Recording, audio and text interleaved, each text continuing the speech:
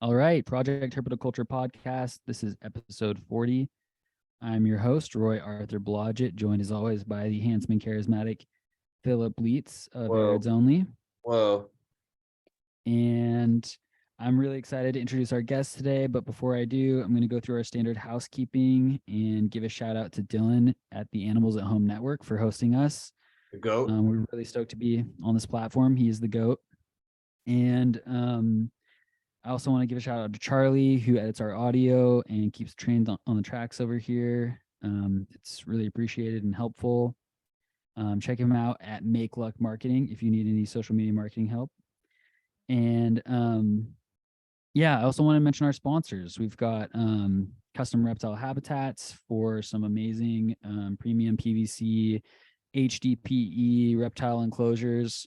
And we have an affiliate link posted in our bio. So if you're looking for a premium enclosure and you want to purchase through that link, we'll get a little kickback at no additional cost to you. We also have Redline shipping for all of your reptile shipping needs. Shout out to Robin at Redline for supporting the show. It means a lot. And last but not least, we have Cold Blooded Caffeine, and they are purveyors of premium coffee from across the globe.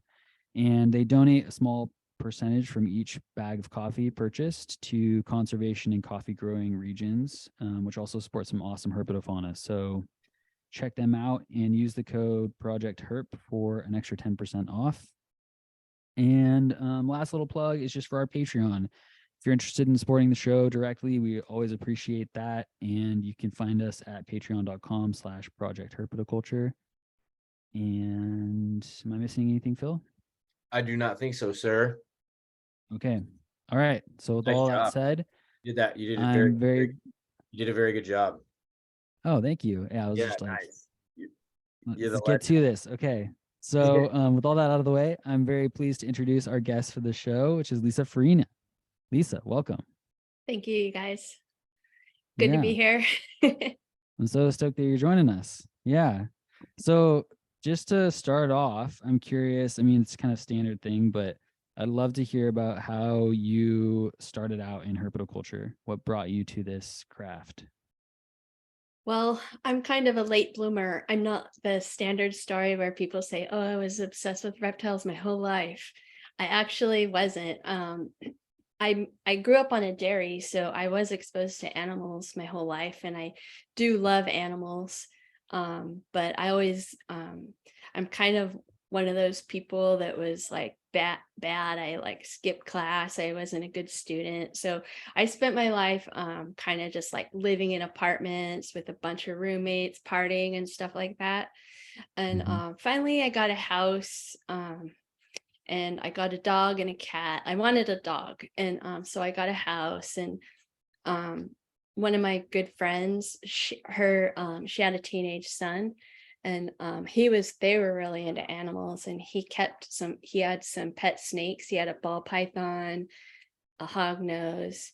And then I think when he was 15, he went behind his parents' back and bought a baby retic from someone online. Oh no. And they were like, oh my God, he bought a reticulated python. And then they're like, do you want to come over and see it? And I was like, oh yes. So I went over there and I held the snake, and that was 2015. And I just held that snake, and it felt electric. Like I couldn't stop thinking about it. I wanted to get my own. I was like, that was amazing. It was kind of like a fear thing. Like I was a little bit afraid when I was holding it, even though it was a tiny baby. I was a little bit like, this thing could like grow up and kill me. Like it was some weird kind of, but it made me really, I started going online, reading about, keeping pets, and of course I found out about ball pythons. And so I ended up, all the online recommendations were to ball pythons are the best first starter snake, especially if you wanted a python. I wanted a python. I knew that. I didn't want a corn snake. And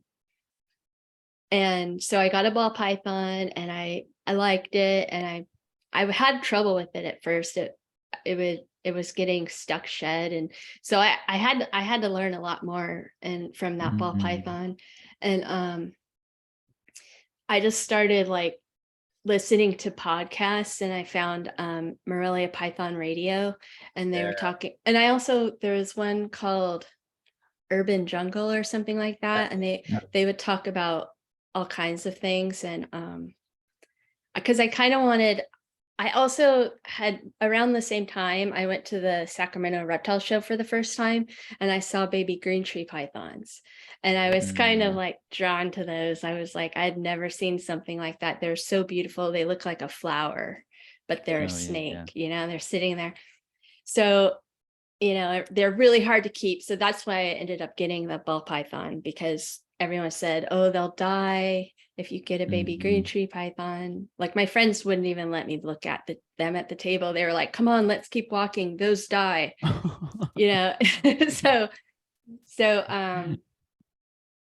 that's basically how it all started. I eventually did get a green tree python.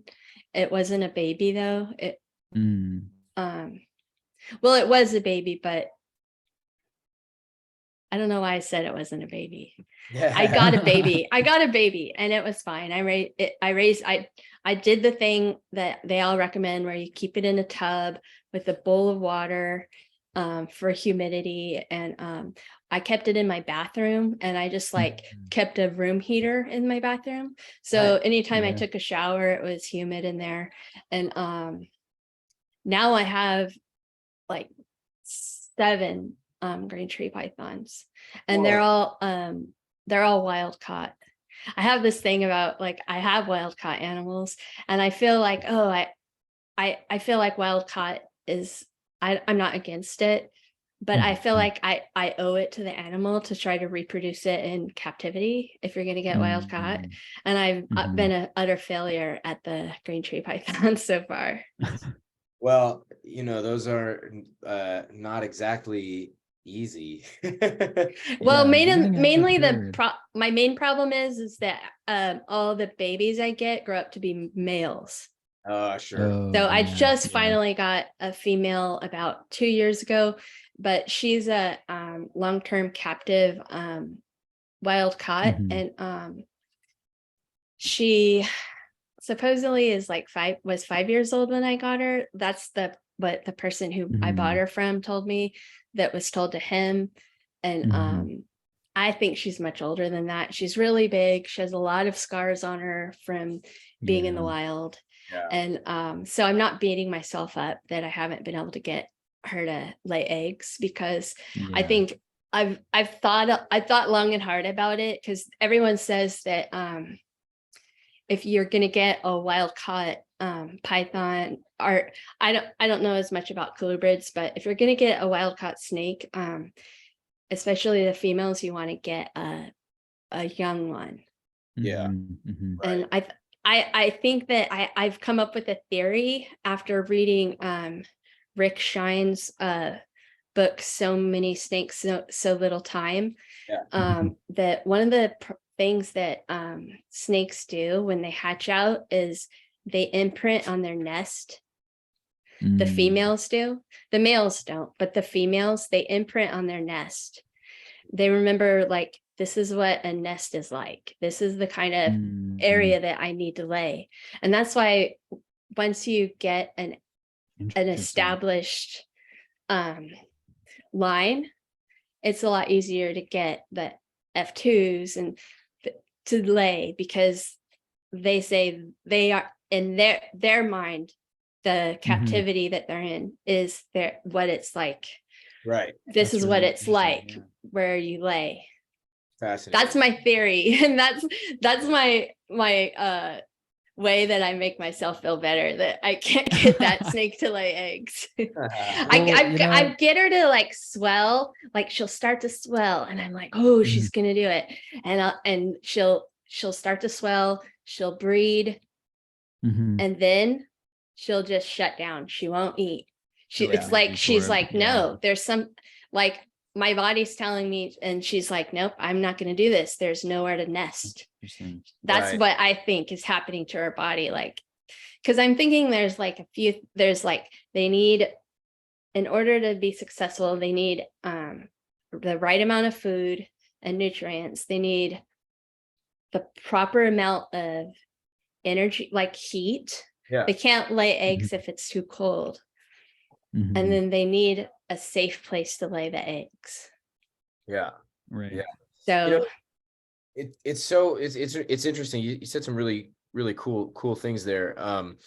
A lot of stuff that I felt like inclined, like I wanted to respond to, because I think that imprinting thing, I think that there is something in that in some ways. Mhm. You know, like for example, I've been breeding Uromastyx thomasii for a long time, and Mhm. still to this day, it's really difficult for me to get those damn thomasii to lay in the nest boxes that all my other Euros lay in. Mhm. Like they don't want to lay in it. They want to dig.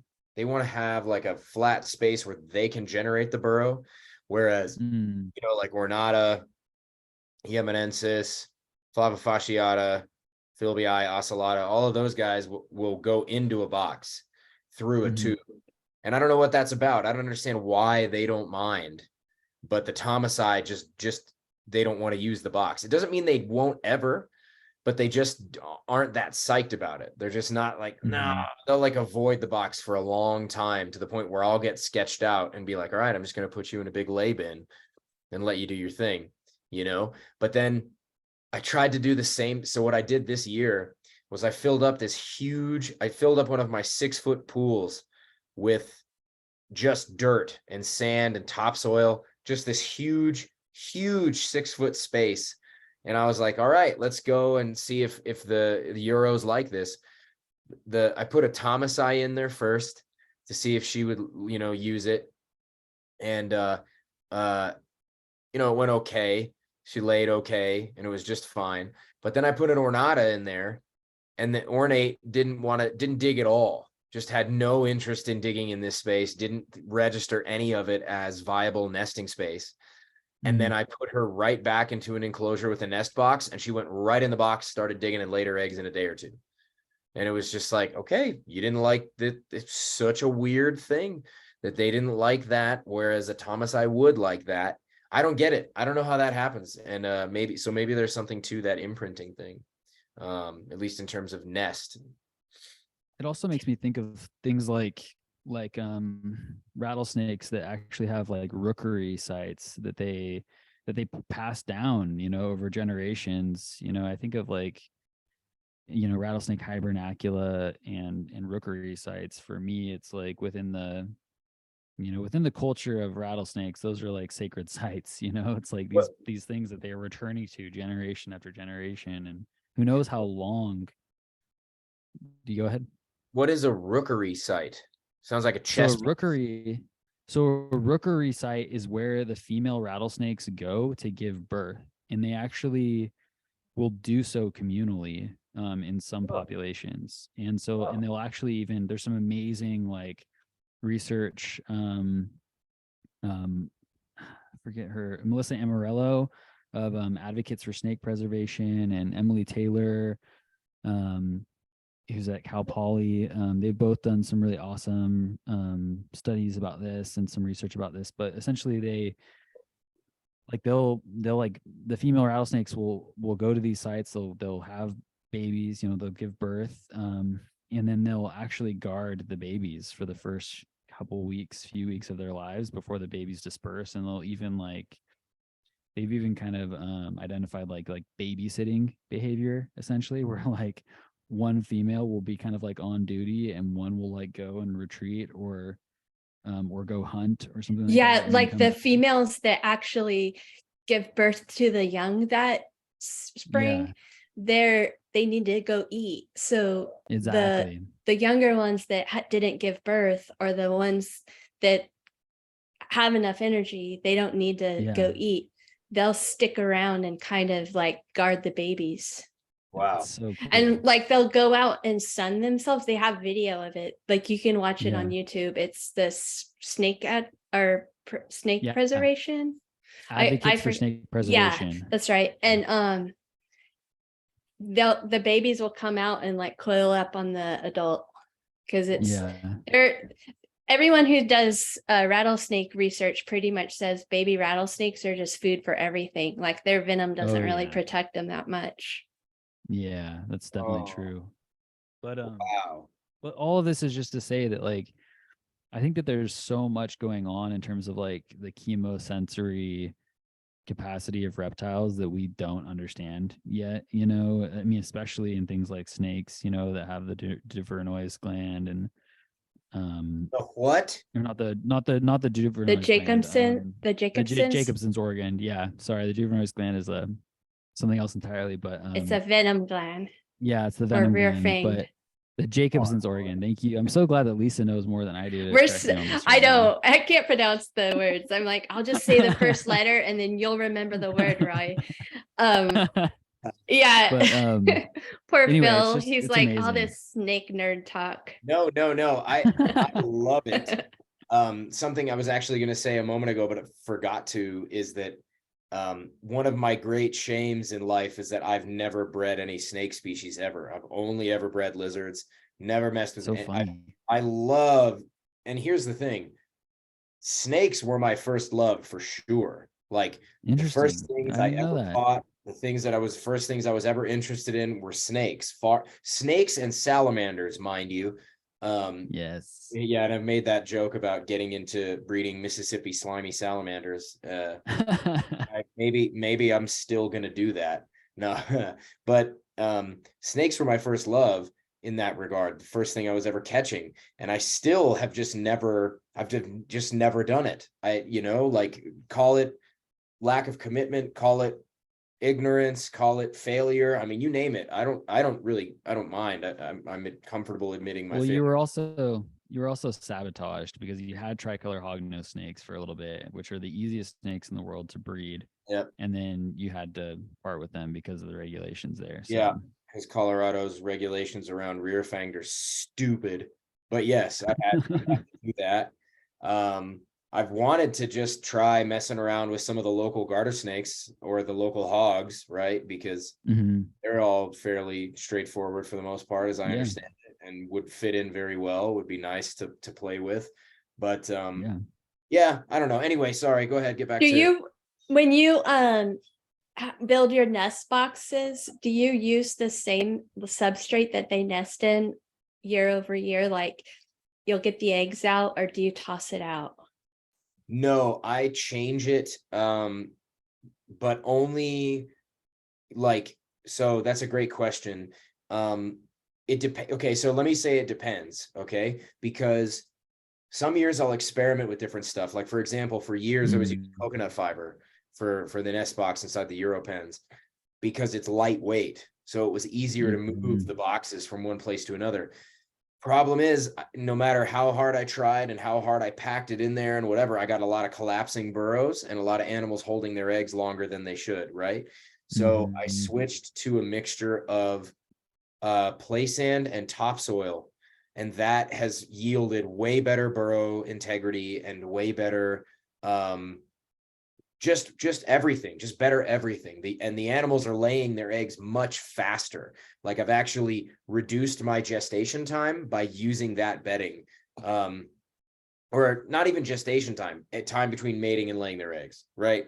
So I guess it's the same thing, but regardless, I will reuse it for several years, except in situations where eggs have been popped or damaged, where the internal contents of the eggs have gotten into the sand, because then I worry about mold or contamination of some regard. Like, I don't know, it's probably like that might be a cue for them to be like, well, this isn't a good nest site anymore.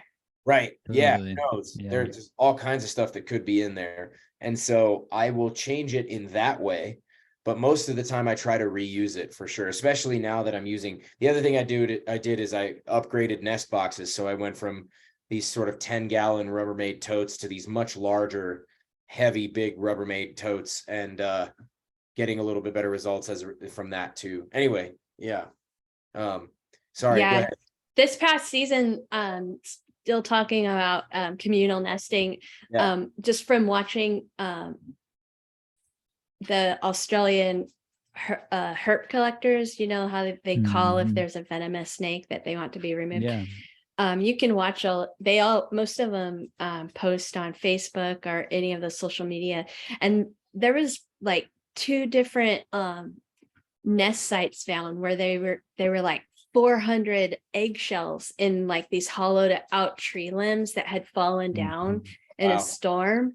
And it showed that the snakes, it must have been generations, like the daughters and the granddaughters were going Yeah. back to lay there. Mhm. And it's kind of I sad love because that. it's like they collected the eggs and hatched the snakes and let them go. But I'm like, that was a very important part of their habitat that they just lost. Yeah, But it totally. both Yeah. times it was like a storm that had blown it down. It happens, and then they have to find new spots. But you know, Yeah. when you see stuff like that, you're like, okay, this is like adding to my theory about this Yeah. like communal Yeah. nesting and learning.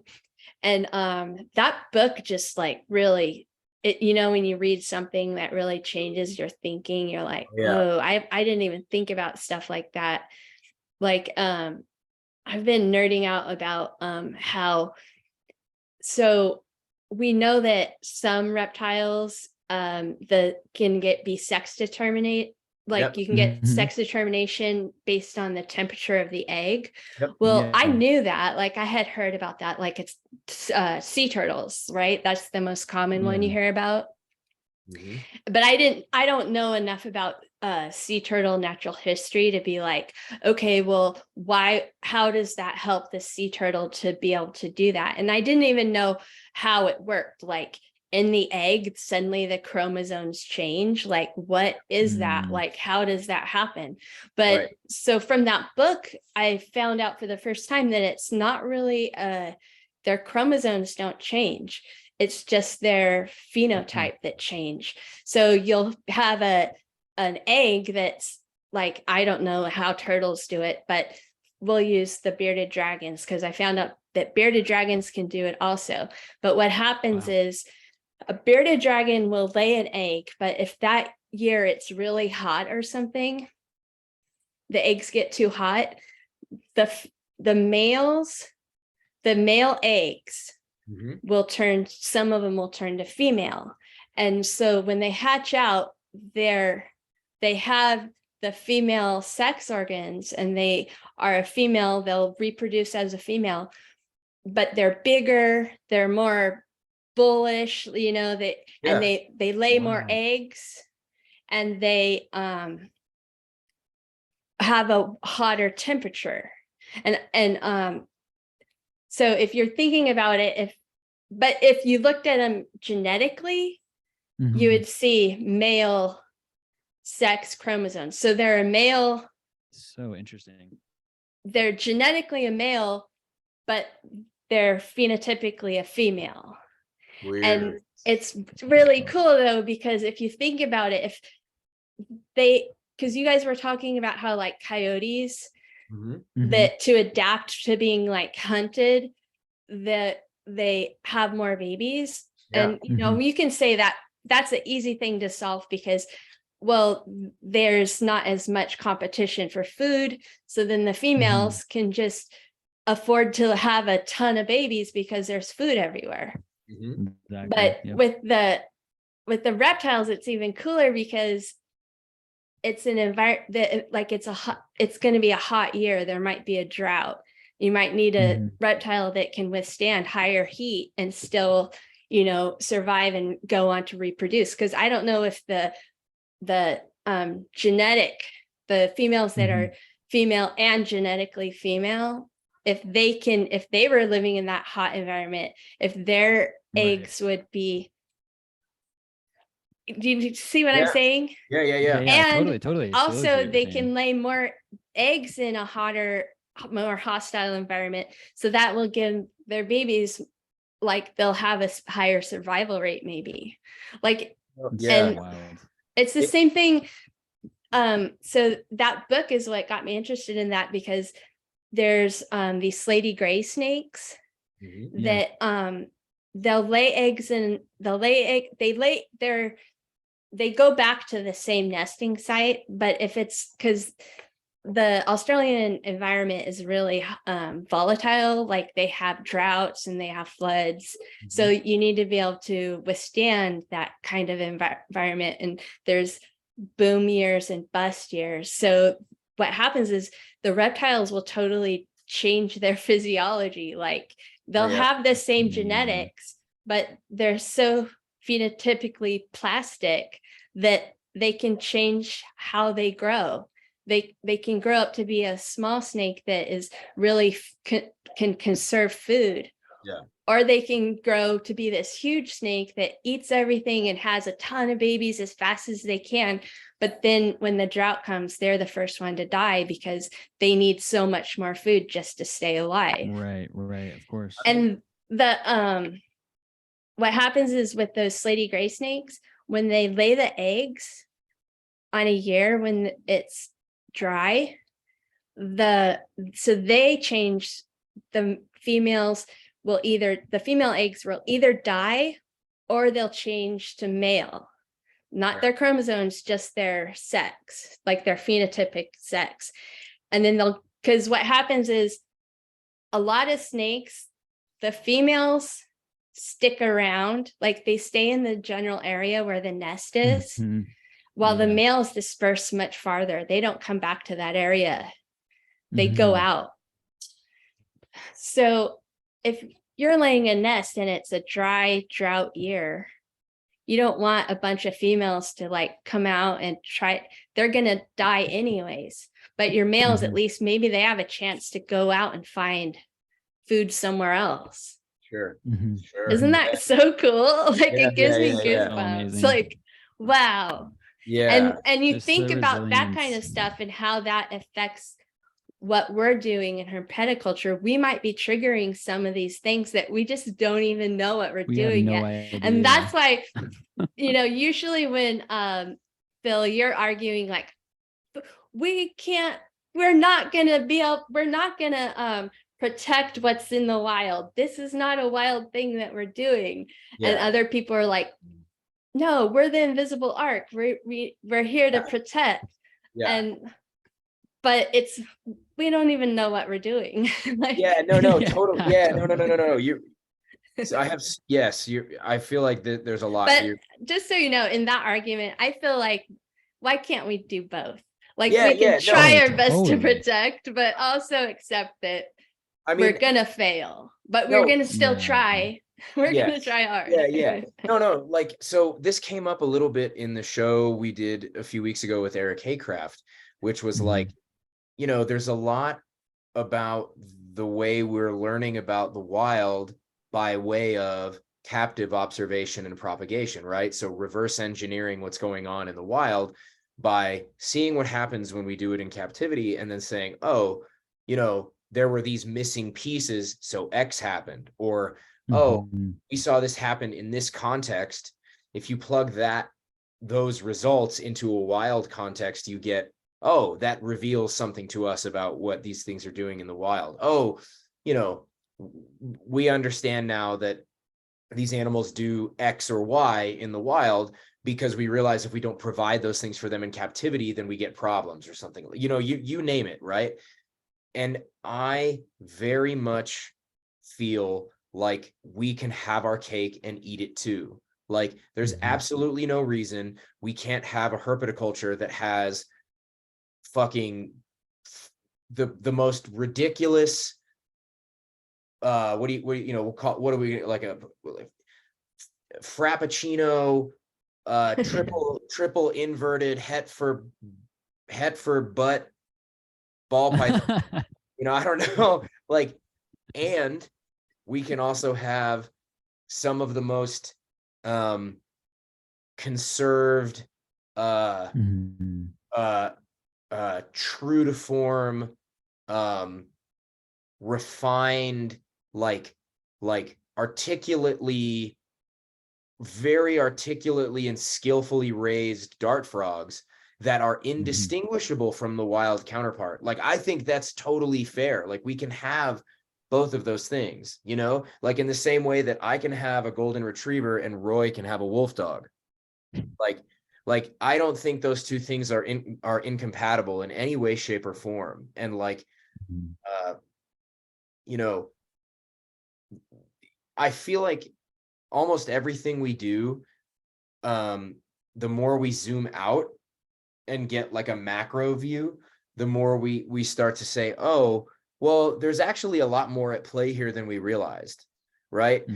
Which is one of the reasons I'm always so hesitant. Like, this is something that comes up a lot for me just within Uromastics in particular. And my friend, he'll totally understand that I'm talking about him. I'm not going to name him or make, because I'm not giving him a hard time. He's a good friend of mine. He's another good Euro breeder, really great guy. But I'm sure he gets really irritated with me because, he'll send me a message that'll say something like, I think ornates insert statement here, or I think yemenensis insert statement here. And even if it's the most innocuous thing that I could just look past and say, yeah, maybe, I'll have to be like, actually, sorry to say, but neither you nor I have the sufficient sample size in terms of total population of animals, sufficient number of years and generations doing this to say anything about ornates or yemenensis as a whole. I'm sorry, we just don't have it. You don't have it. I don't have it. And even then, even if I had thousands of examples, I wouldn't feel confident because the context is so different. And we're talking about a set of animals that come from one fucking place.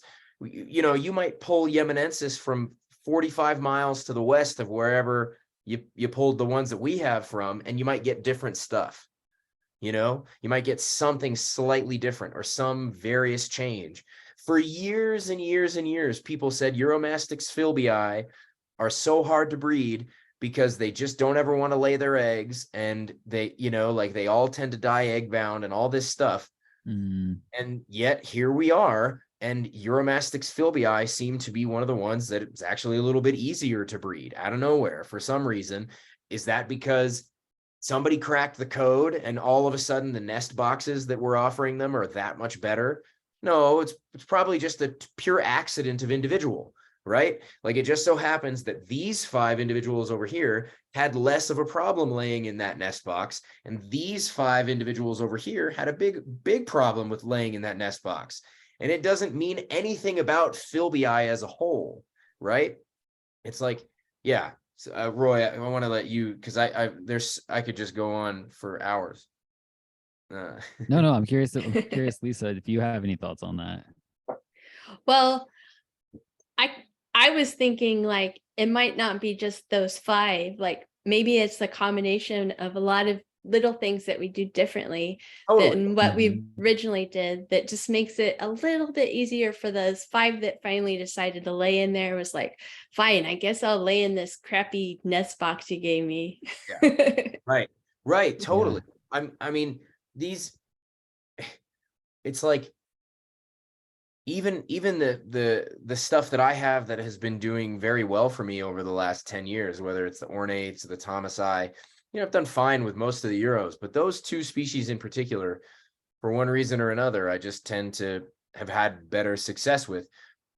There's nothing that I can point to that I'm doing that's unique, not even close. Like, and I mean that, like, I say that in an effort to suggest that, like, more people can do this, like, there's nothing, like, for Christ's sake, I have them in cages that are made of cut up kiddie pools with lights, with lights suspended with zip ties. Like, you could take a picture of my shop and transplant it back into 1988, and it's the same tech, man. I'm doing the same fucking thing. I'm, like, I am very slow to change or to respond to updated technology or updated tools. I like the duct tape and zip tie approach in some regard. And I don't know, actually I feel like I'm kind of getting off on a little bit of a tangent here. I'm a little like, which is fine. I mean, I know we're all about tangents, but maybe it's getting just a little bit unrefined or like not so solid, my train of thought. So I feel like maybe I should stop here for my own sake. Otherwise it'll get a little obscure. I'd like All to, right. yeah, let's bounce it around here. Well, okay. So Lisa, you've shared a little bit of some of the species that you're already working with, but I'm curious if you could just like kind of generally just describe what are the species you're working with right now. I would say the two main species that besides the green tree pythons that I haven't had, well, I feel confident that I will eventually get eggs from a green tree python. I don't know Oh, if I'll yeah. hatch them, but I think Oh, I yeah. will. But the two main species that I feel the most confident about are the southern white-lipped pythons. I've had good success with them. And then African fire skinks, like, which are a very simple, I think they make a really great pet, and they're really simple to keep. Just I'm actually keeping mine in an old fish tank that I found on the side of the road that someone was throwing out. And Nice. Wow. I have like some substrate in there and some pothos and some snake plants and some hollowed out cork bark hides and mopani wood, and they're just fun. It's like it feels like keeping a fish tank, because I feed them and watch them like run around and eat the food, and they lay the eggs in there, and the babies just come out in the spring, and or actually in the summer, I should say. And this last summer, I after I saw a few babies in there, I dug out the eggs, because some of the eggs I find a bunch of spoiled eggs in the soil when I dig it up. And so this year I just took them out just to experiment, to see, like, I'm gonna see if they'll hatch in a little I just put them in a little cottage cheese container with some sphagnum moss and put them in my snake room, where it's usually pretty warm, and they all hatched out fine. And I put it, they live in the tank with their parents, and it's really fun to watch, because the parents are really protective, well, not protective, but they like hanging out with their parents. Like, I'll come home from work and the babies will literally be sitting on top of the parents. Oh, nice. It's like the fun. cutest thing ever. Yeah. love that. And then other than that, I kind of thought I wanted to get into breeding some colubrids. I have a couple of the Ridley-eye, the Yeah.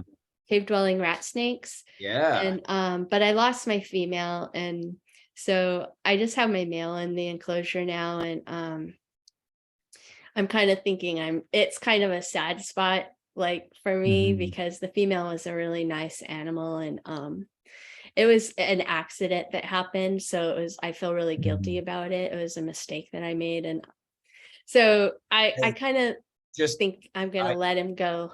I apologize. I'm not trying to interrupt you, Lisa, but I would just tell you, I've had so many fucking mistakes. Like, it is part of the game. It is part of the game. It sucks when it happens, and we always do our best to try not to let that happen. But for Christ's sake, it happens. Okay. Like, it happens. I just I know, and I know.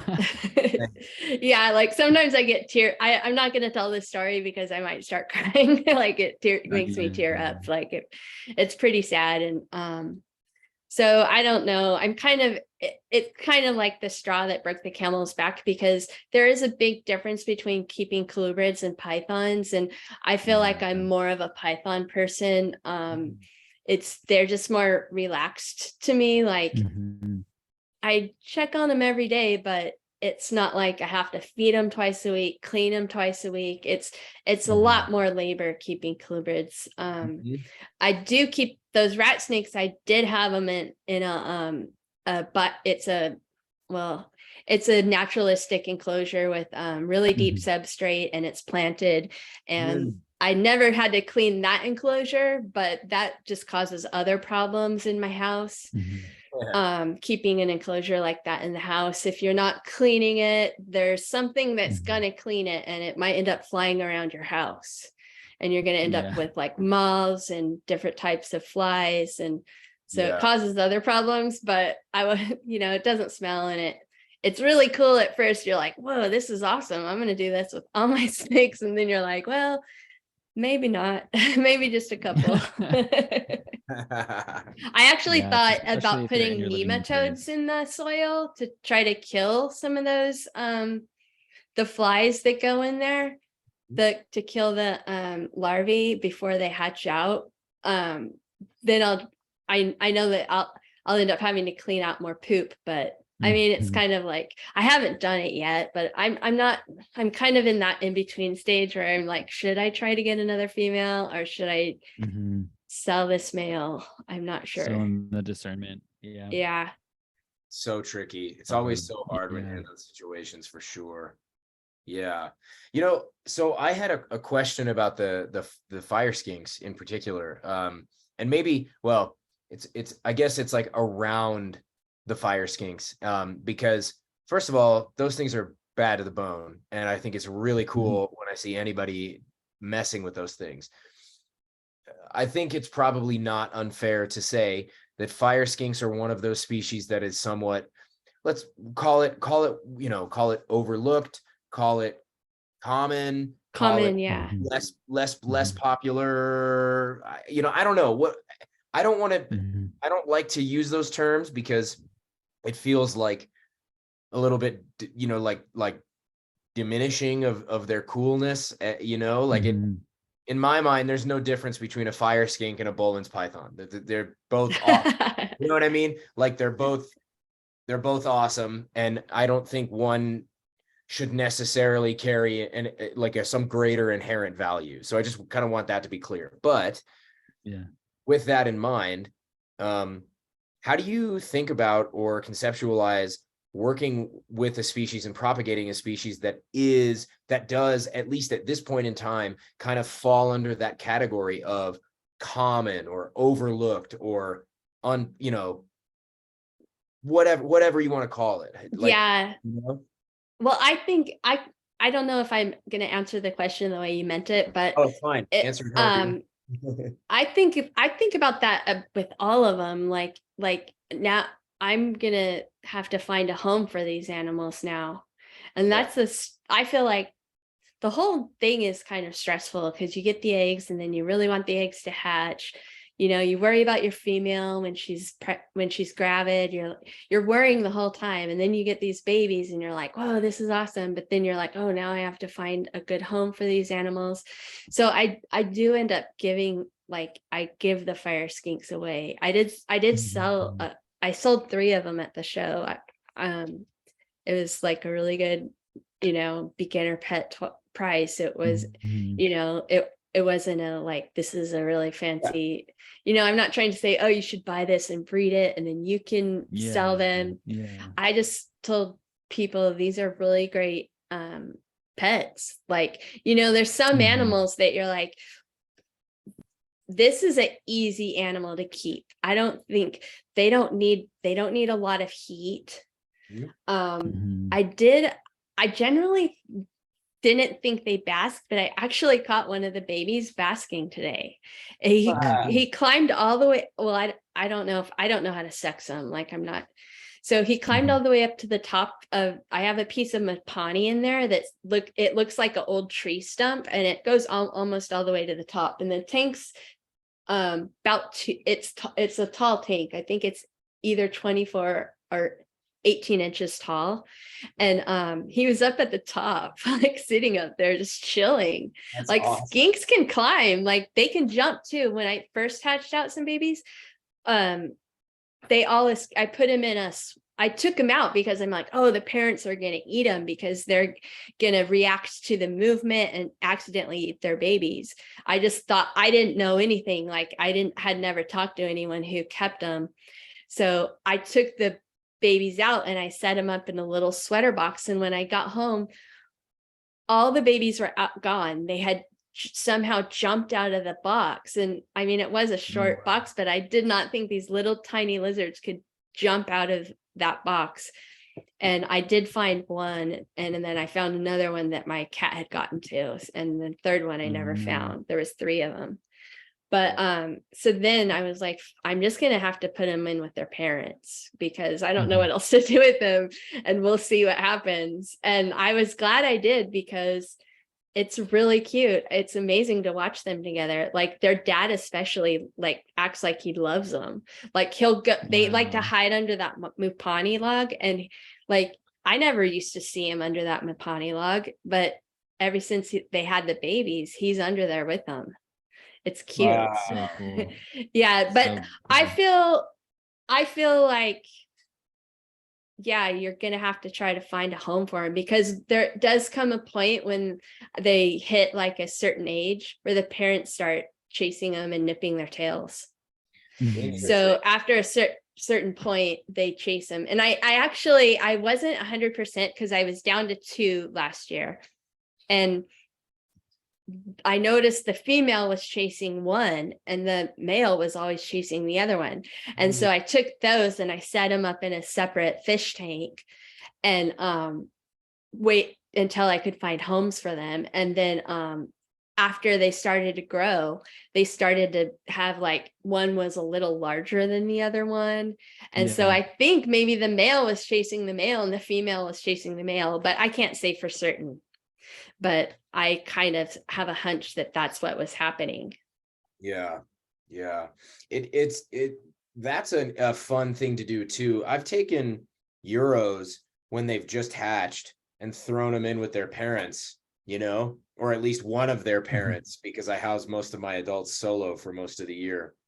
And it's always interesting to see the ones that tolerate that have like, oh yeah, babies, this is about normal, I expected this about now, or the ones where they're like, you can see they're like a little wary of them and do a little bit of a hula and maybe run away. Like the adults will run away from babies. They're like, which is hilarious to think about.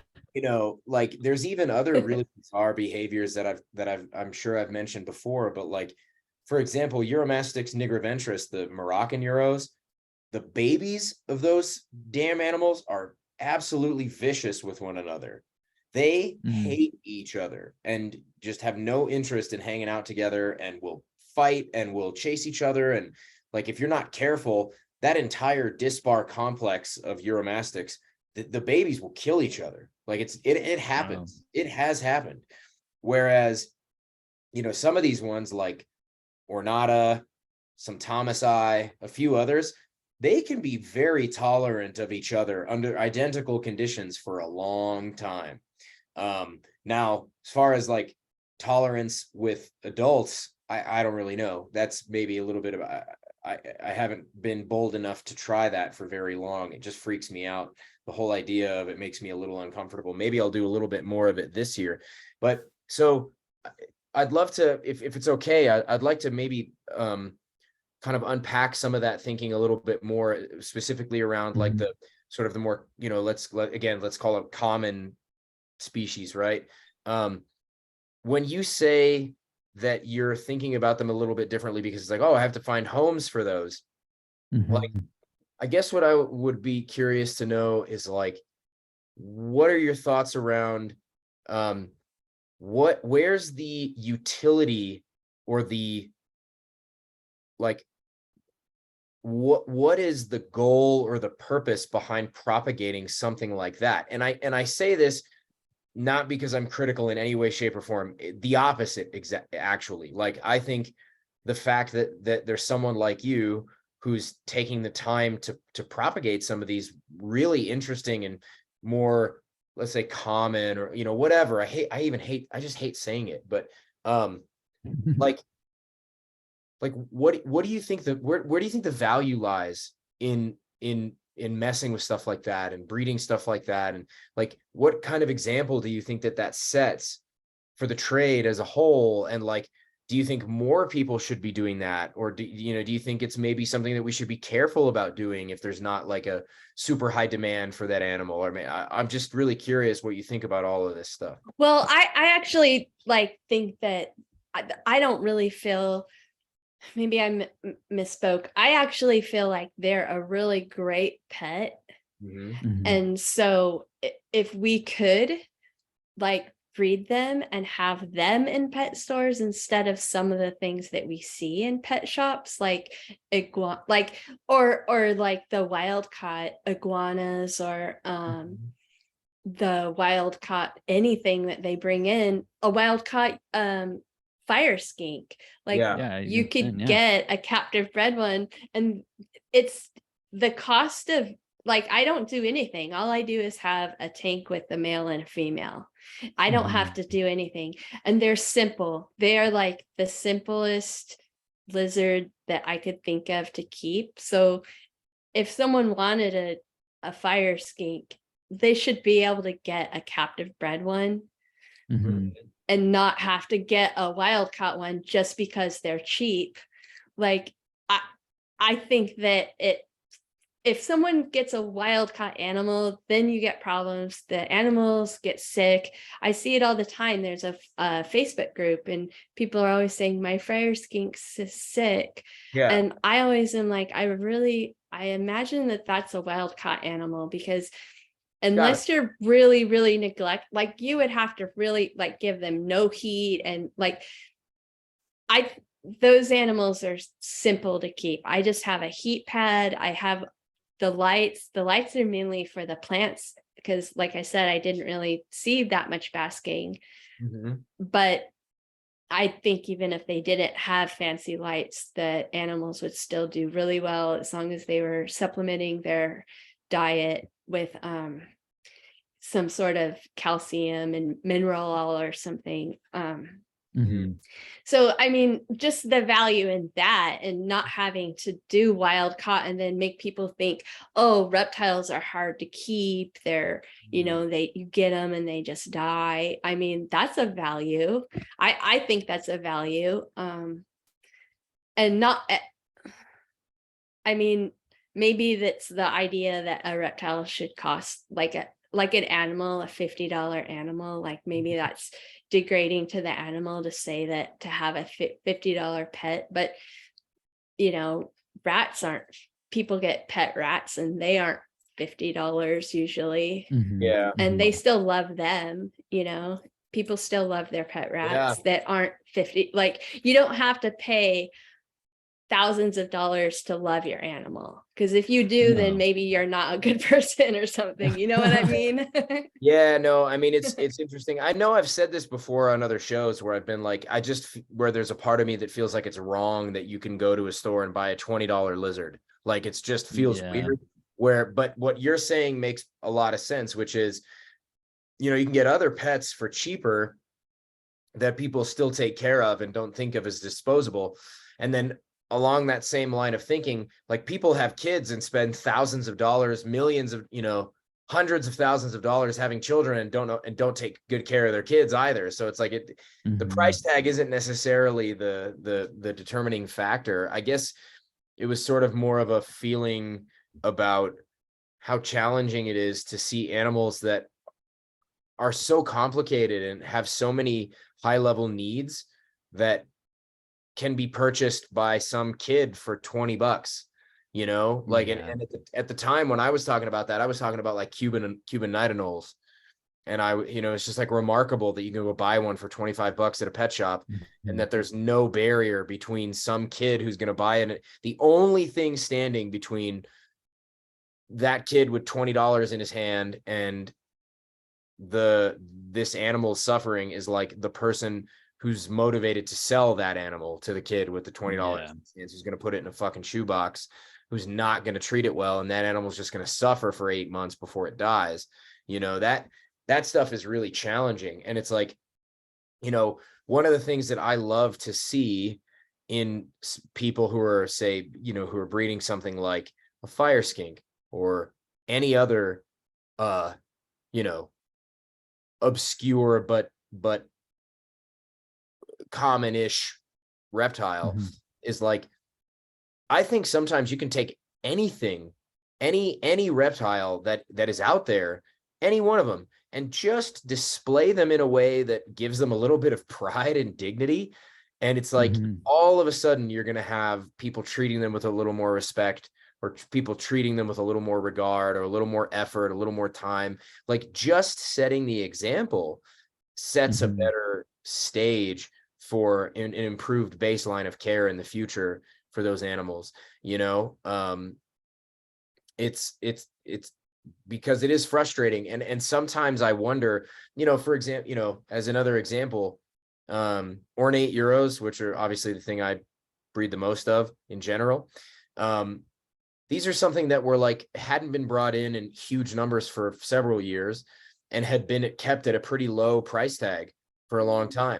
And then the second I started breeding them in larger numbers and selling them for higher price tags because they're captive bred, all of a sudden that was incentive for a whole mess of wholesalers and importers to bring in a couple truckloads of them and sell them at the same price that I was selling my captive bred offspring.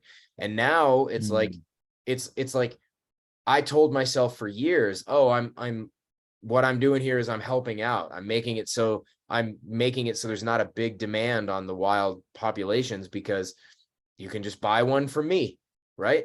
And it seems to have had the opposite effect in some way. So that's a very awkward feeling, and I don't know what to think about that. I don't know how to parse that apart and make sense of that part of my argument anymore. It just doesn't, you know, because I don't think it applies. And it doesn't mean that I don't think propagating wild or propagating captive bred animals is a good way of reducing demand. It's just like when there's no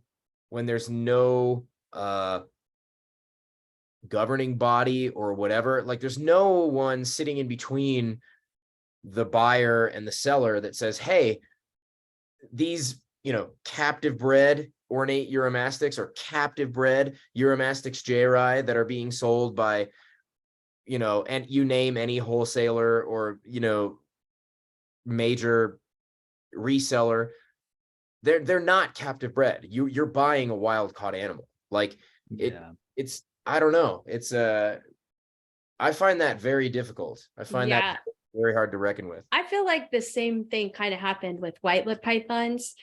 When I got mine, they were wild caught. The seller that I got him from, he had him for 6 months. He was totally transparent. He didn't tell me that they were captive bred, because very few people were doing it at that time. But when I got him, then he was $200. You cannot get if you're going to get a wild caught white lip python, especially a southern. I think you can get the northerns for about 500 up. And then the southerns, depending on who you get them from, you could pay just thousands. Like people are asking for thousands of dollars for a wild caught one. And it was kind of the same thing where they weren't coming in because they were cheaper animals. They have a bad reputation for being tenacious and, you know, just hard to keep because they bite you or musk you. And then none were coming in, and people would see pictures of them and be like, wow, what is that? I want one of those. And it create the vacancy of them being so rare, and people are like, oh, it's rare too, it's beautiful and rare. And then it started creating this hype around them, and so the price shot up.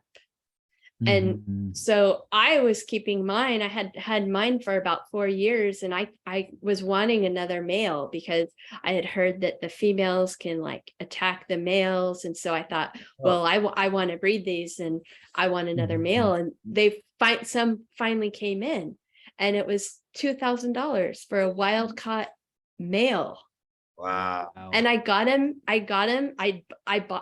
was one of the idiots that if we had all just like, everyone just said, that's ridiculous. If everyone had just said, I'm not going to pay that. But I, of course, was like, oh crap, I haven't seen one of these available in so long. I better get it now. Yeah. Because, you know, who knows if I'll ever see one again. So Right. I paid the price, and then they were like, Mhm. oh, well, they'll pay this price. So now then the the exporters over in Indonesia were like, what? They're paying $2,000 for these? And so then they were like, Yeah. no, we need our money too. So then they're getting more, they're asking more money for them. So it Right. created this big snowball effect where they're just way overpriced. And Right. it doesn't, so even if you start breeding them, it doesn't, it's like it doesn't stop the demand. Like they're like, oh, they're Mhm. breeding them and people are paying this price. And then it creates more like it almost like creates like a fireball market. Like it just starts getting snowballing is what I meant, not fireball. Yeah, no, you're right. You're right. I get it. No, and it's true. It's like, it's one of those things where it makes me wonder, like, where is the sort of crux or the like inflection point to focus on that would increase the demand on captive bred animals of a specific variety. Like, I think so far, the only thing I've seen is just better education, right? Like Yeah. in the last like 4 years, the number of people who come to me specifically saying, I would like to come to you because I want a captive bred animal. Like I'm willing to wait and take the time and buy a captive bred animal.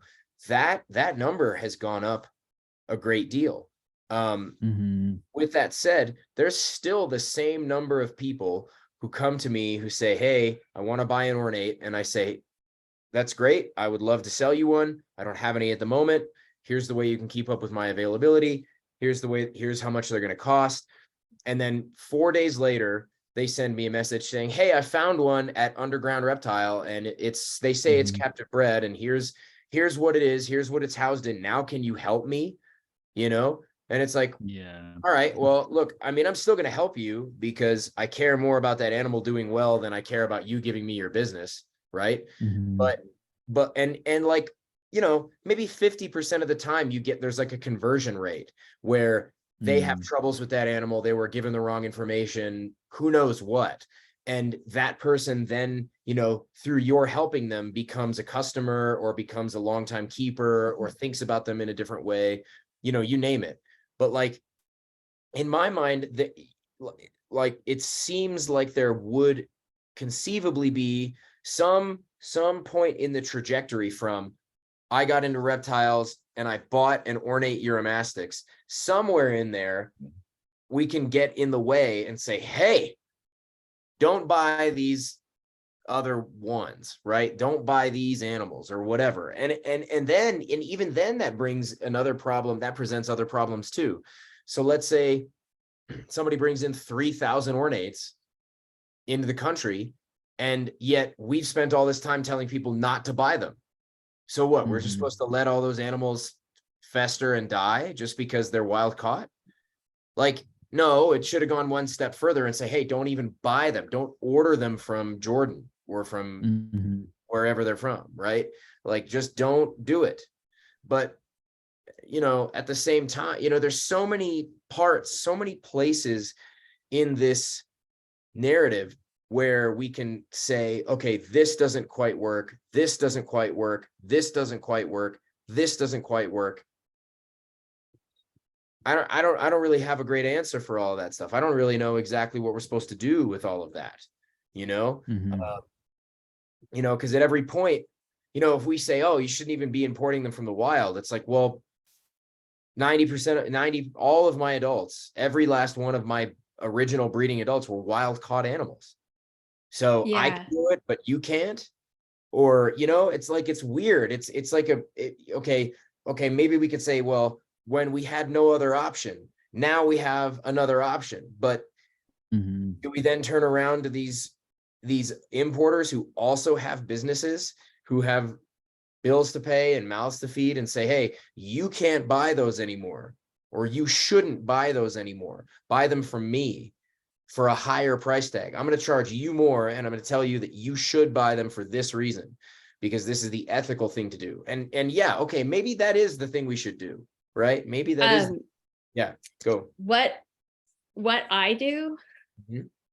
and it's not even, I didn't do it. I didn't think about it a lot. Like I wasn't like, this is my plan. I'm gonna, Yeah.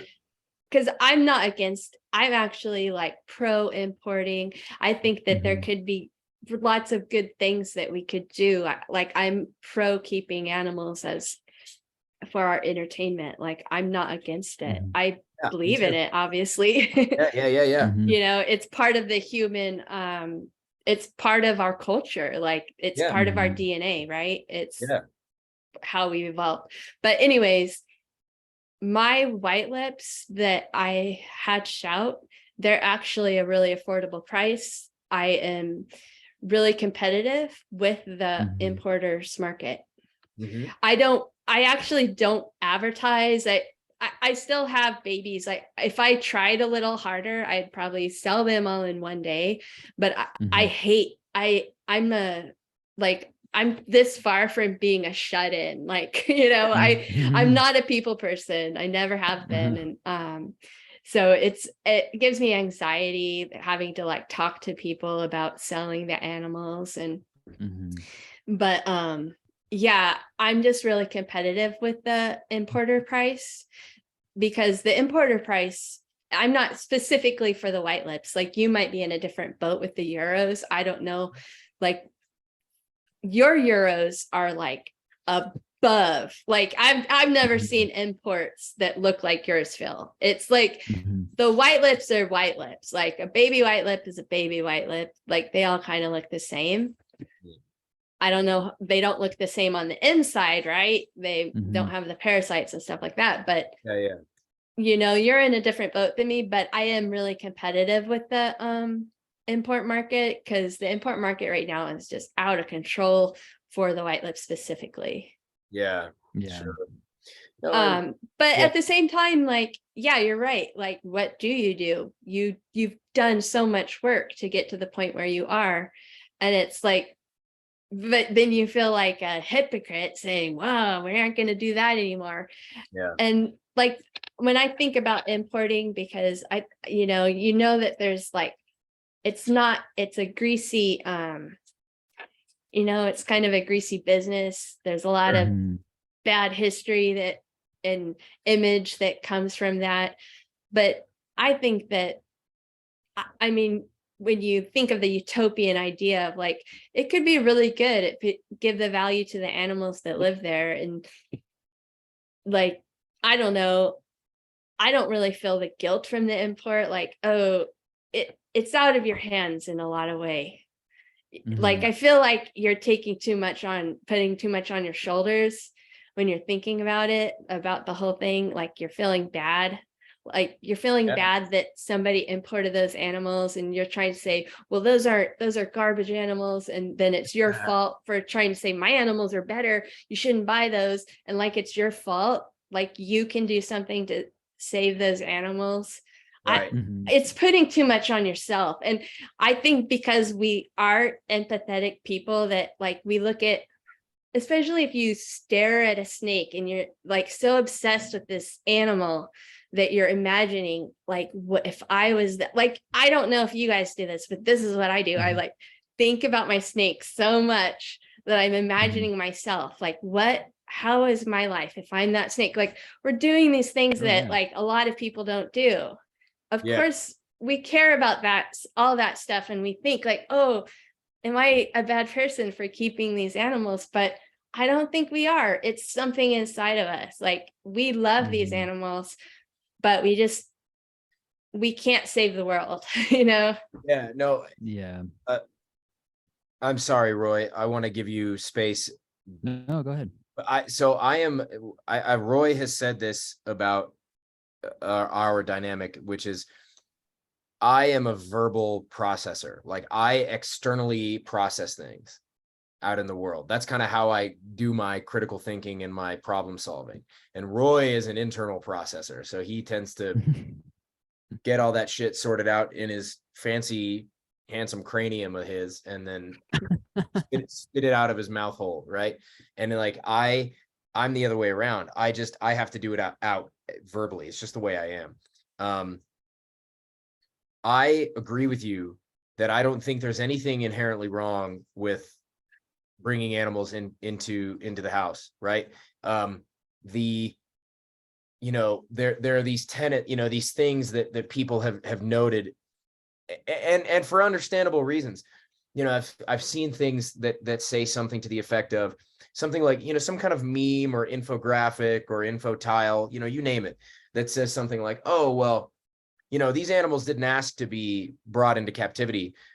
They also didn't ask to be born into the wild.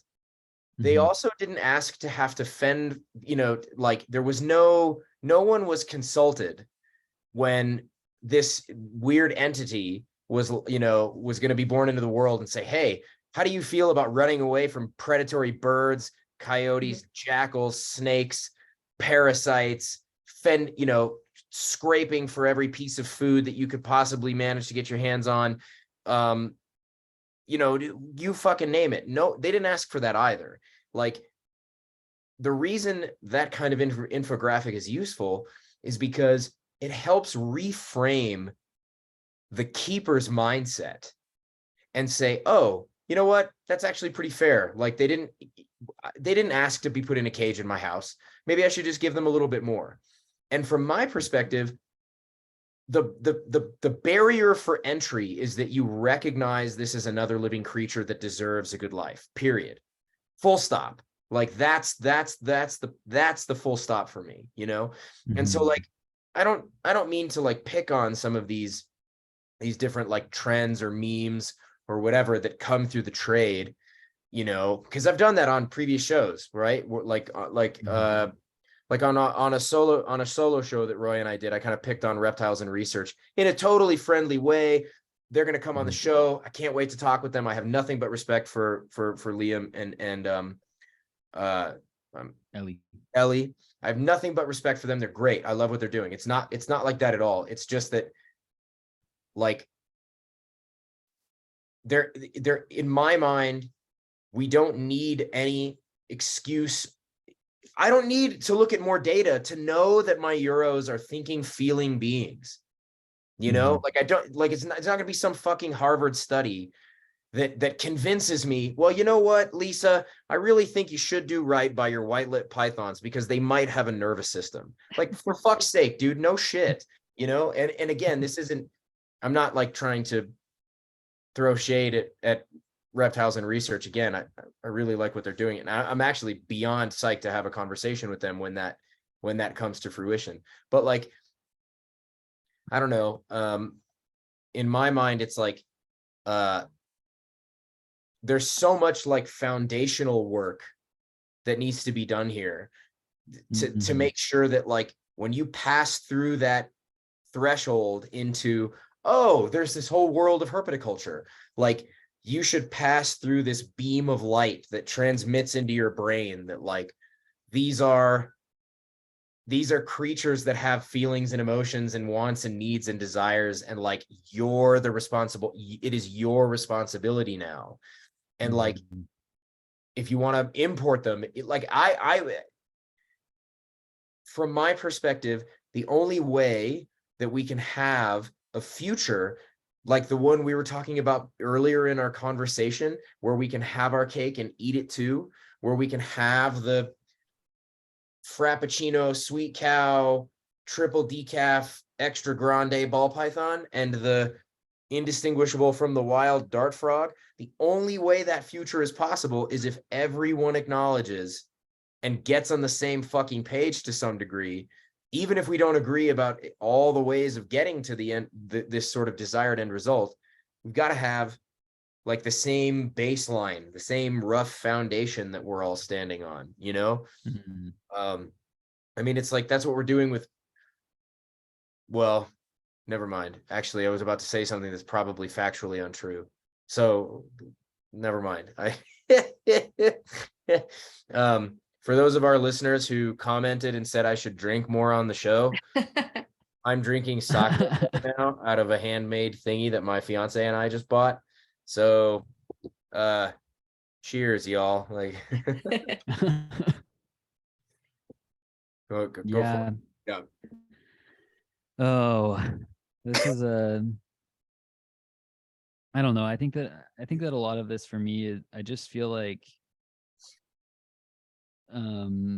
it's very easy to like make these critiques from like outside of, outside of the fray, and I've I'm just in. never I've just never personally been like that moved by that. I think that um like I said before, it's like, herpetoculture is here. It's happening. It's not going anywhere as far as we can tell. And so then the question for me is less about like whether or not herpetoculture should or shouldn't exist, and more about like, well, how can we do it well, and how can we do it with compassion and care for the animals. And um anyway, that's kind of where I fall on that whole thing. And Mhm. as it relates to like um imports and wild caught versus captive bred and all of that, it's like, of course I think it's better for, especially like first time, people in the hobby to be working with captive bred animals. And like personally, like I find it more enjoyable working with captive bred animals, even Sure. though a lot of the stuff that I have is wild caught, because it's just stuff that you can't get captive bred, or it's really hard to get captive bred. Right. And so I do feel like there's so much in the world of like reptile import export that can be improved upon. And I like personally, I would love to see a trend more toward um smaller numbers of animals that are given better care along the Yeah. way of that whole process, with Totally. higher, and if that accompanies a higher price tag, I think that like maybe that would incentivize, people like who know what they're doing, to buy those animals, people who are breeders or who are more experienced, or who have done their research to do that. Um, seeing like hundreds of a species come in every year and then sell for, $20 or whatever, it just, and there are no captive bred animals of that species around because no one's really taking them seriously, that's always disappointing for me to see. So Yeah. No, I for I have sure. don't a, think I mean, of course. Oh, go ahead. I was just going to say, like in the utopian dream, as far as if you're going to talk about imports, I think it would be Mhm. really cool, like the people that are importers, if they could set something up where it's like a fair trade type of thing, where Uh-huh. you actually make connections with the people who actually live in the places, like the people who are actually catching the animals, Yeah. Yeah. not Yeah. some like third party in another Yeah. city, in another country even, where you could actually help out the communities where their animals are coming from, so it could create like a fair trade type of like I environment around those, because then those people, you could go there and set up like a real like, because a lot of the farm bred, that's just a front, right, Oh yeah. for right. For sure. wild Yeah. caught, that's the front for Yeah. wild caught stuff, Yeah. and everybody knows it, but we all just accept it. But Mm-hmm. and the problem is because most of that wild caught market is going to the pet trade. It's not going Yeah. to herpetoculturists. It's going to Mm-hmm. people that just want a pet. It's like buying a goldfish, putting it in a bowl, keeping it for a month until it dies. And then you're like, okay, I did that for a month. That's that kind of thing. But then there's the high end, the herpetoculturists, we're like the high end, we'll pay a higher price tag for an animal that we want it because we want to keep it alive and we want to propagate it Yeah. through herpetoculture. So it's like we're talking about this, like this thing that it spans such a wide spectrum of people. Oh, yeah. From like people like on Roy's end, where he's like going all out and creating this like giant, biome like for his animals, and he's actually doing things that gives me goosebumps when I hear the stories, to all the way to the end where someone's buying basically a goldfish that's going to live for a month inside a really crappy, like, mark, like a this is what you buy when you buy your $25 blah blah blah, you buy this $100 thing, and then so it's like such a, but in the dream, and I think the frog, aren't there's like Yeah. dart frog farms where they basically Yep. did do that, so there is a model for it. There's there definitely is. a model. Yeah. And I don't know if you guys know who Dan Mallory is. He's an Oh, yeah. importer. Yeah. Been on the And show. I know that he's trying to work with some people to create Mhm. where he's actually getting in touch with the people who actually live there and trying to make Yeah. sure that those people get paid, because you're talking about people that are getting paid for $6 for an animal that's going to cost like Yeah. $1,000 at market. Yeah. And it's like, Yeah. that does nothing for that community where that animal lives. And, you Mhm. know, we prize those animals so much, we'll pay thousands of dollars for them, but we won't actually pay the people that live in the area. Like, no wonder Mhm. they just like don't care about the forests. And, Oh, you know, like, Mhm. I don't know, like it's probably just a pipe dream and like a utopian that can't actually happen because the world's too big and there's too many things at play. But that was what I wish, that they could say this animal was brought in from this importer and Yeah. you can pay a premium for this one, but you know it's coming from a fair trade importer, you know, that something like that. mhm. Yeah, I agree. I think that would be the That would be a the way ideal that we could best feel case better scenario. about buying the wild caught animals. Yeah, true. Well, yeah, but it's also, I think it would just be better for everyone, and most Yeah, importantly, better for the animals. for the I think that that's animals, the biggest thing. because they would And know how to take, because a lot of the people when they're catching them, they're just Yeah. putting them in a box waiting until CITES gives them a permit. Who knows, they'll Yeah. catch it and then they're waiting for CITES to give them a permit.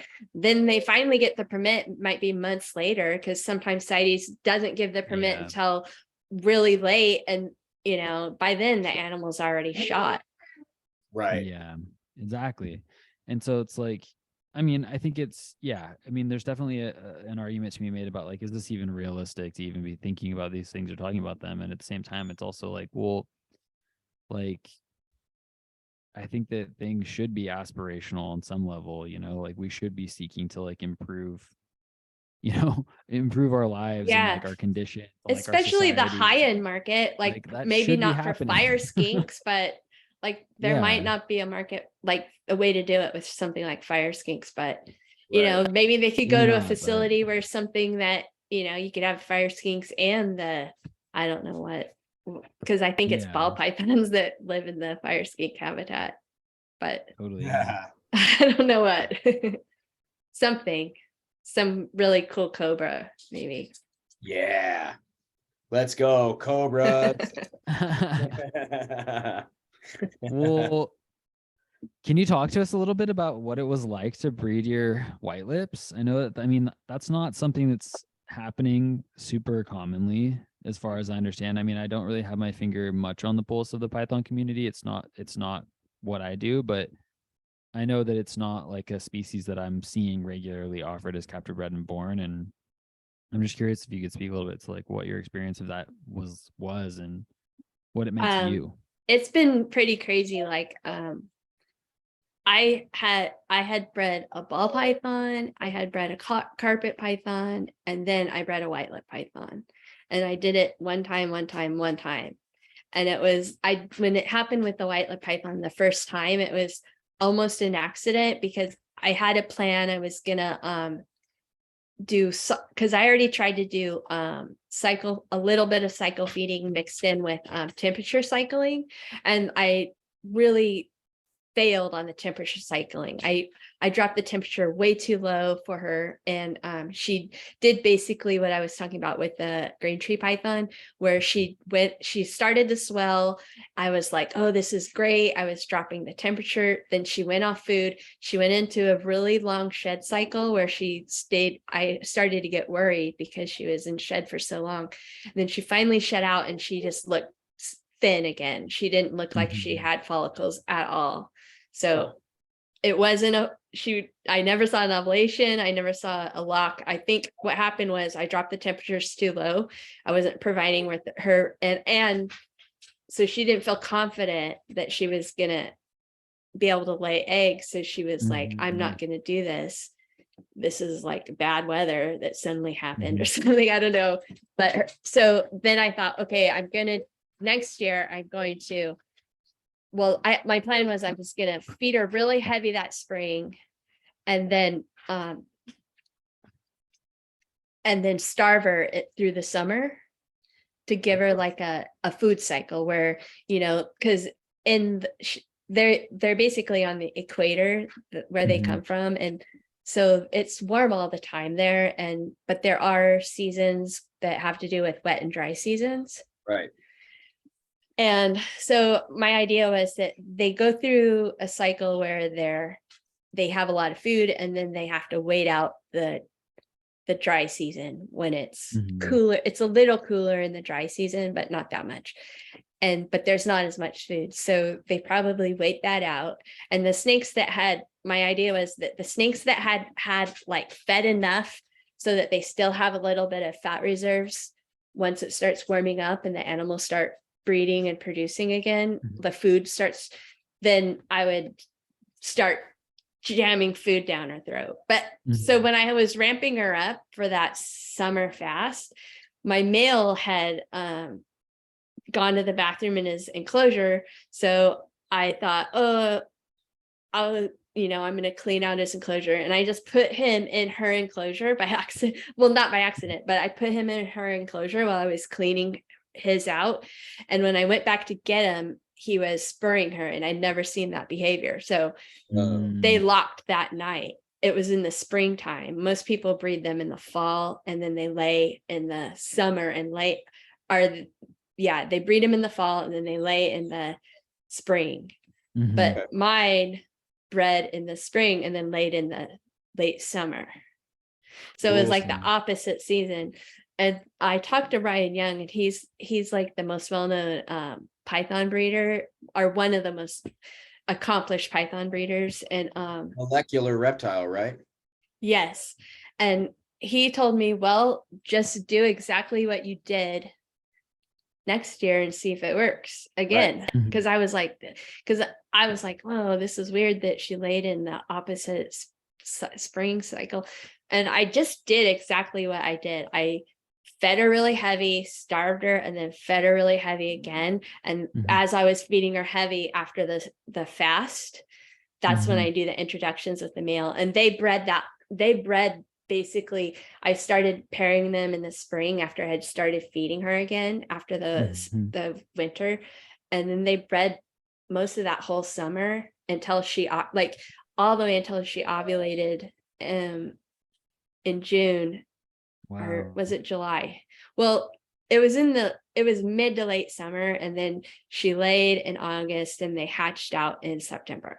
Does that sound right? Wow. The numbers, but it's thrilling. Like the babies from the first clutch were a lot bigger. And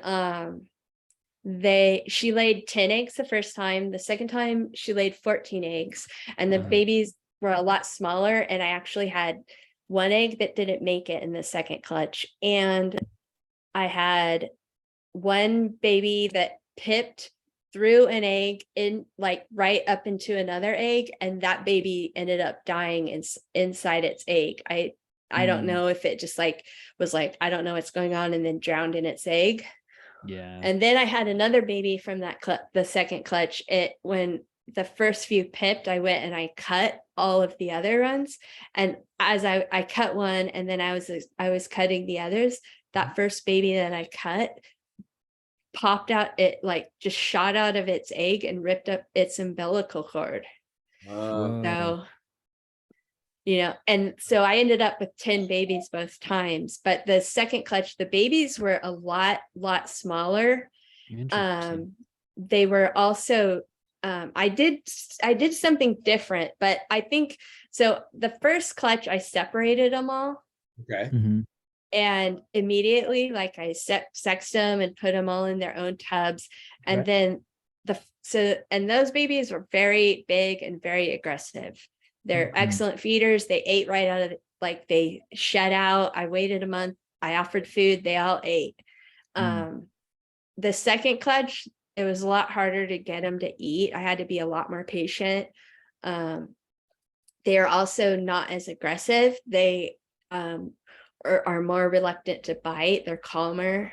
But you would think that they would be the calm ones, but it's just that they're I see it as more that they're weaker. They were smaller, they're weaker. I think what I suspect it has to do with is breeding her back-to-back years. When I was feeding her, I was, rather than feeding her, because I would feed her like every other day. And that's not really common. A lot of people don't do that, but I was feeding her very small food. She's a 6-foot snake, and I was feeding her large mice and small rats, like every other day, even every day. Maybe I'd give her a couple one day, but so she's getting a lot of small food. And so I'm thinking I didn't feed her. I should have been feeding her bigger food. And also from now on, when I'm going to breed one of my snakes, I'm going to, even though a lot of people don't believe in it, I'm just going to do it and see what happens. I'm going to dust all the rats with mineral oil. Yeah. It's one of those things, if you mention that in a group or a like a Facebook group or something, a lot of people think that you don't need to supplement snakes' food, but I kind of think that you do. Yeah. I don't think it could hurt, you know? Yeah. Like I think that it could only be a benefit, it's like if it's, I don't think you're going to over supplement, and maybe not like every time I feed them, especially if I'm feeding the female every other day or something. I'm not going to put it on there every day, but at least, once a week or every other week or something. Yeah, I think it's a good idea. I've even considered like dipping a wet mouse in Pangea powder, or even like putting. I've tried that. I've tried. You did? Because I saw this video on YouTube of a guy who lives in Australia, and he went up to Cape York and saw green tree pythons, and they go up into these passion vine vines, and they live in there because at night the rats and the mice come and eat the passion fruit. So they're sitting there eating rats that are gorged on passion fruit. So I'm just like, they're eating a gut. People say, oh, we don't need to supplement our snakes because they're eating whole prey. Like that's literally like, I dare you to go onto a Facebook group or some sort of social media and say, hey, does anybody here dust their snakes food? What do you use? And I guarantee you people will say, we don't need to, they eat whole prey. Like that is the verbiage you will hear, and it'll be repeated. And I'm just like, okay, like, cause when I was a new keeper, I was like, had been like researching, keeping reptiles, and one of the first things I learned from all the people that keep bearded dragons is like, you have to supplement their food, their crickets with calcium and D3. You switch it up where you give them calcium without D3 sometimes. But so I was like, well, what do we do with how do we do it with our snakes? And people would say, oh, they eat whole prey, so they don't need it. And I was like, well, that doesn't make sense, because it's not like we're sitting there like cutting up the roaches and the crickets and only feeding them like one part of the cricket. They're eating a whole prey too, but we're still dusting those. So it's like, what is less whole? A mouse or a cricket less whole? Like it's still an entire, I would actually argue that the crickets and the roaches are better than the frozen thawed rats that we give our snakes, because they still have living bacteria in their guts, And That's really we interesting, can, I keep roaches and I gut load those. And when I feed them to my skinks, they will pop them open and it'll be like, if I feed them oranges, there's a little orange, Yeah. like they're eating a whole Oh, chunk yeah. of orange. Yeah, Yep. yeah, And totally. we can't do that with the frozen thawed rat. Like we can't Yeah. gut load our rats. They don't have living bacteria in their guts. Like, you know, you hear about turtles needing to eat poop. Like, I forget the word for it. There's a scientific word for it, but animals, yeah, they eat that because they need that to digest their, Right. but our snakes are never getting that from live animals. Yeah.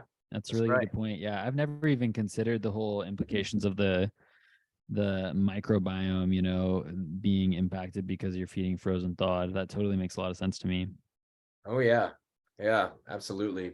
Yeah, no, I think this is something I think quite a bit about.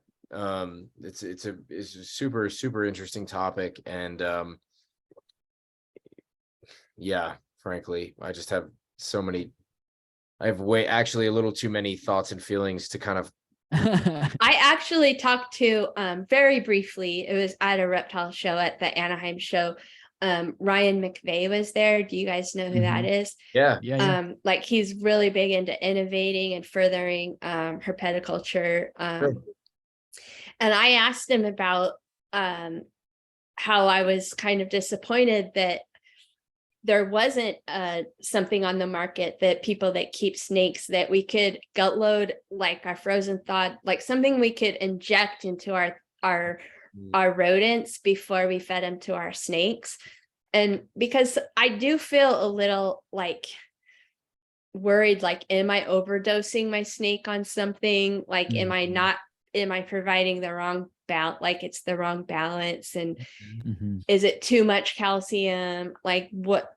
So I'm kind of experimenting here by putting on something that was formulated for lizards, giving it to a snake.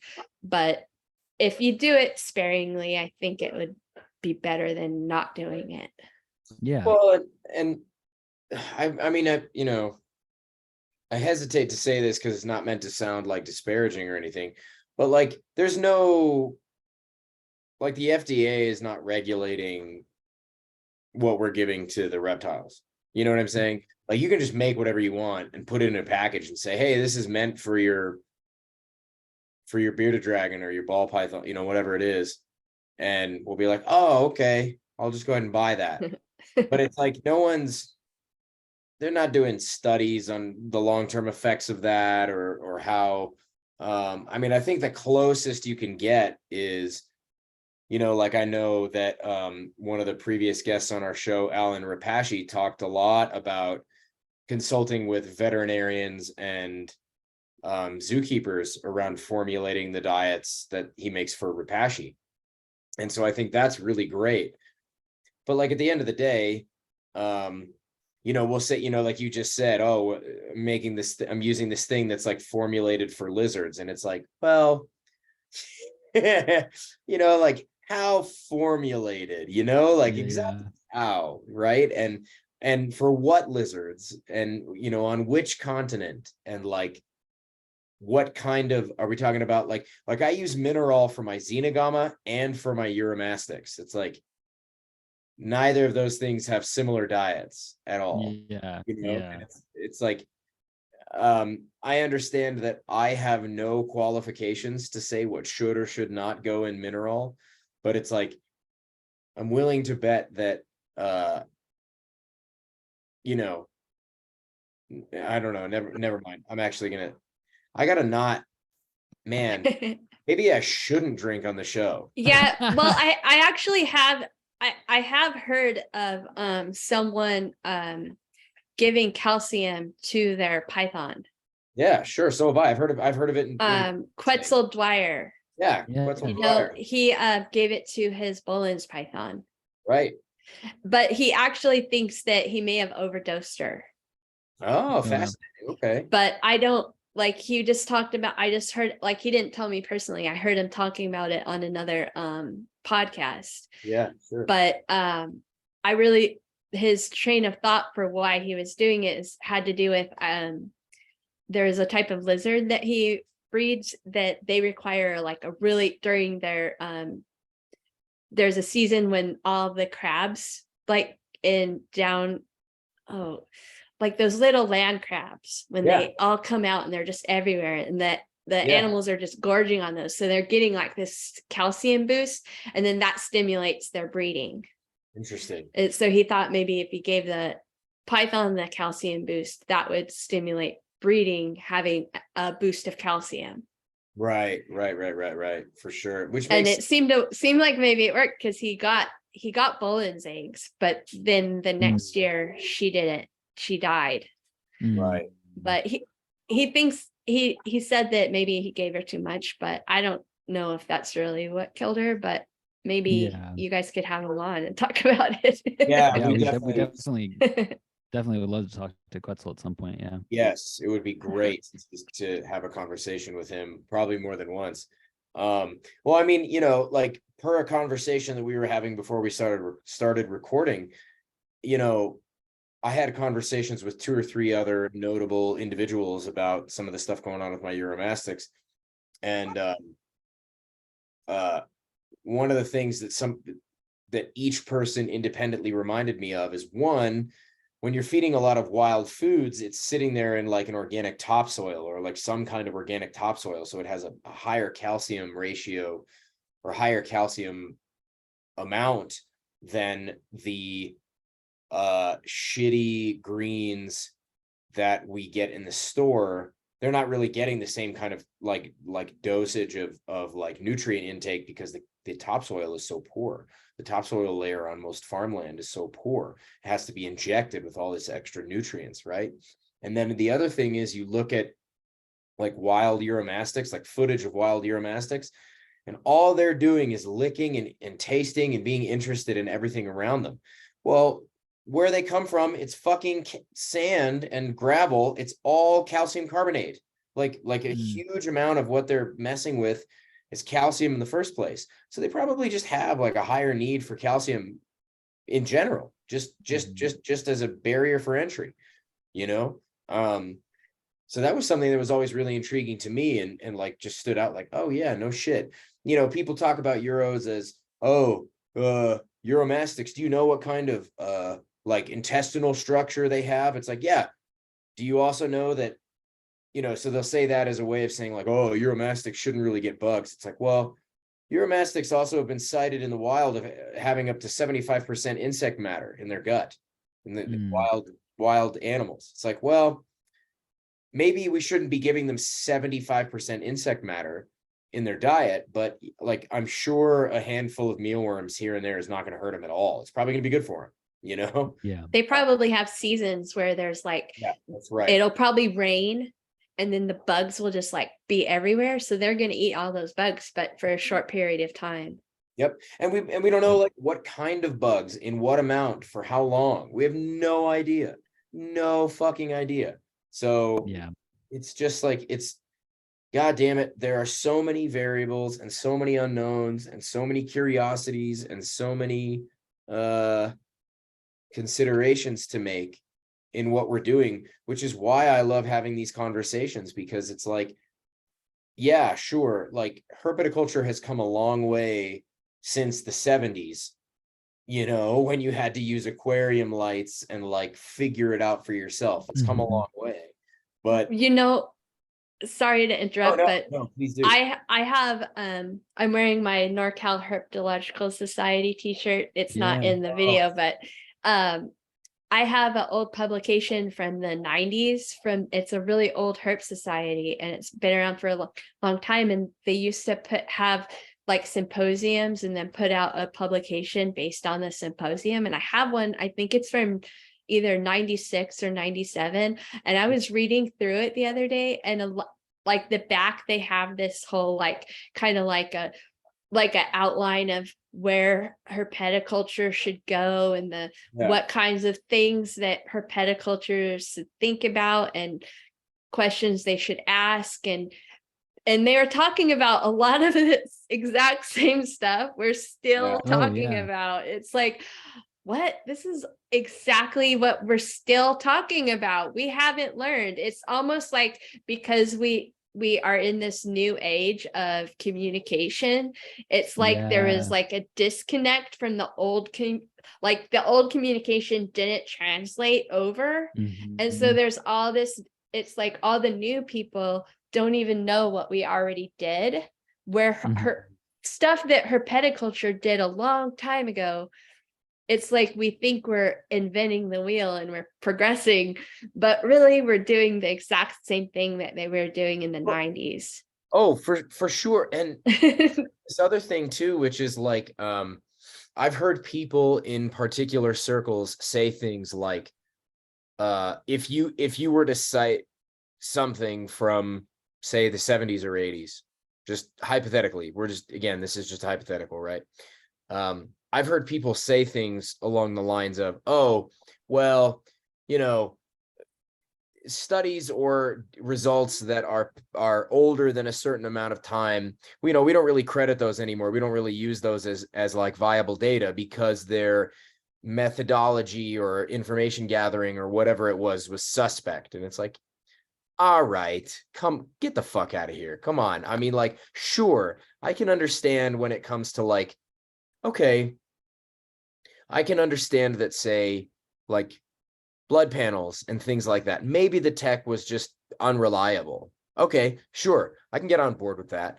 But that doesn't mean that the anecdotal data or the experiential data gathered by people doing whatever they were doing at that point in time, that doesn't mean that all of that stuff ought to be disregarded or ignored or just not even brought into the discussion.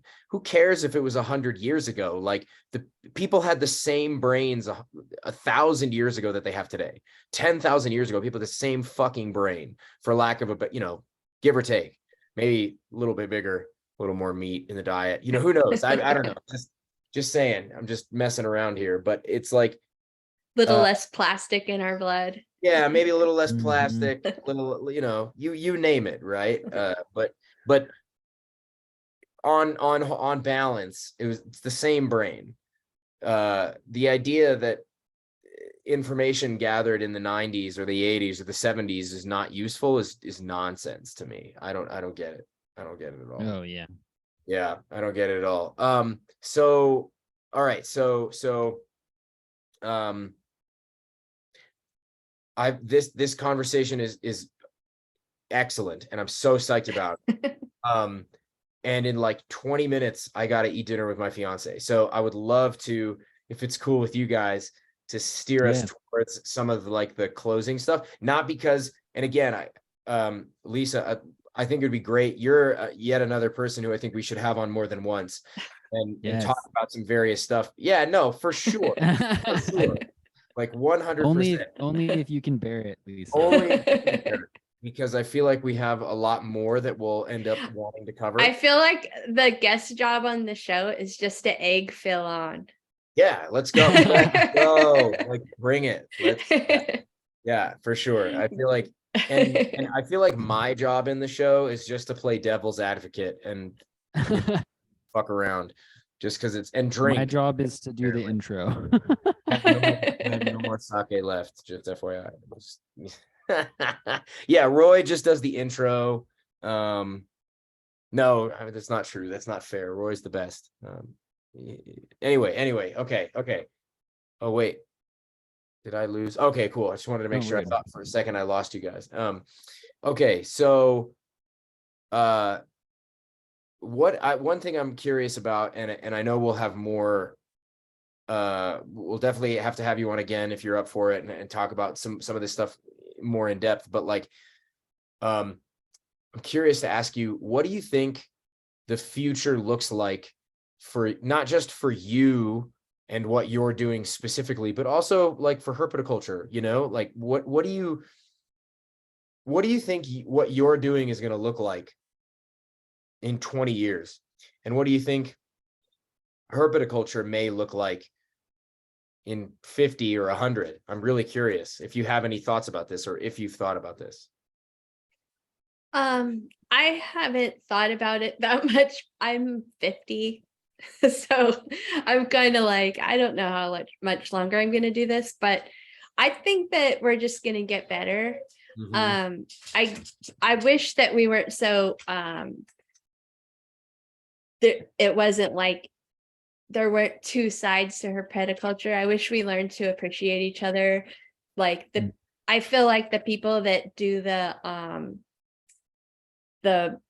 Henry Ford model of herpetoculture, like that is the thing. And especially the people who created it, like there's a lot of information that came out of that I really respect and appreciate and like value. And I wish that we didn't have to fight with each other over it. Like, I think that we're going to get better in all ways. Like there's going to be people that are going to like have nicer enclosures than even Roy someday. And it's going to be like there's going to be the high end fish tank people, like you have these wall units put in your house where you can keep a really beautiful lizard. And it's it's going to take a lot of people passing down knowledge and not having that information, like that we lose the information from the generation before. We have to keep the communication open. But yeah, I think that there's a place for all types of herpetoculturists and pet keepers. And if we just educate each other, and maybe someday there will be a option where if we want to get an imported animal, if we can create bridges and have a fair trade like type of system down, there might be someone innovative who will go out and start a business that does that.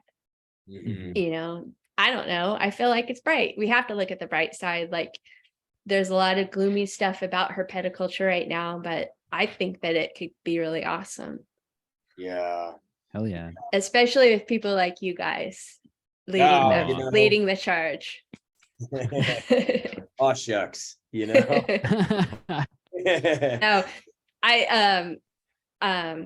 I already told Roy that me and my friend Kathy, we love this podcast, and we're like, you guys don't know us, but we're your like little old lady groupies.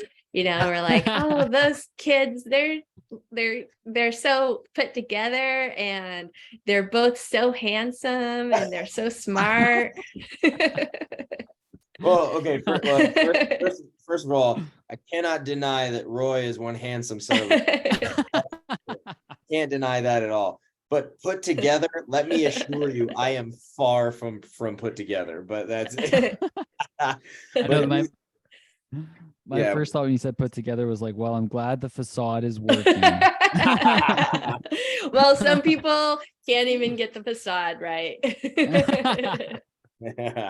Well, listen, it is really gratifying to hear. Like, it's really nice to know that there are people who value what we do and value, because, otherwise we could just be like shouting into the ether here and just saying things that no one's paying attention to and that no one's interested in.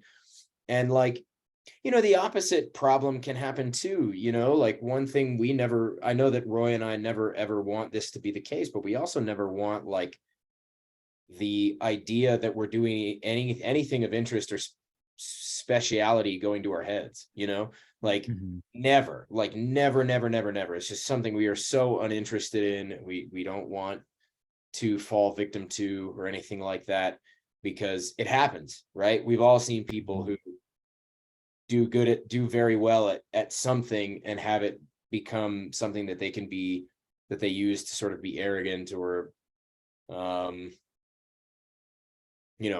whatever you want to say, whatever you want to add there. And so there's a balance between being really, really psyched to hear that kind of gratifying feedback and feel, give us like warm and fuzzies and really make us feel good about what we're doing. And at the same time, just remembering to like, all right, well, don't get too amped, like don't be too psyched and everything. But that is super nice of you to tell us, and thank you. Really, definitely appreciate you sharing that with us quite a bit. You gotta take the Bill Clinton approach with that, and you can like let it in, but don't inhale. You know.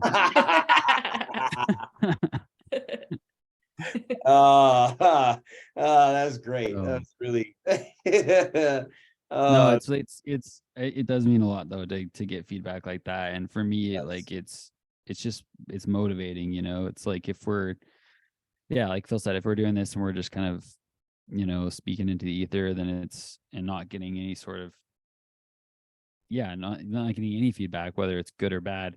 right. It's it just kind of it would be easy to lose steam, but I really appreciate you saying that, and to everyone else who's listening, who's reached out and offered encouragement to the show. It means a lot. Keeps me motivated and wanting to do better, and hopefully continue to improve this thing. It's true. So. Yeah. And also it probably stands to say that like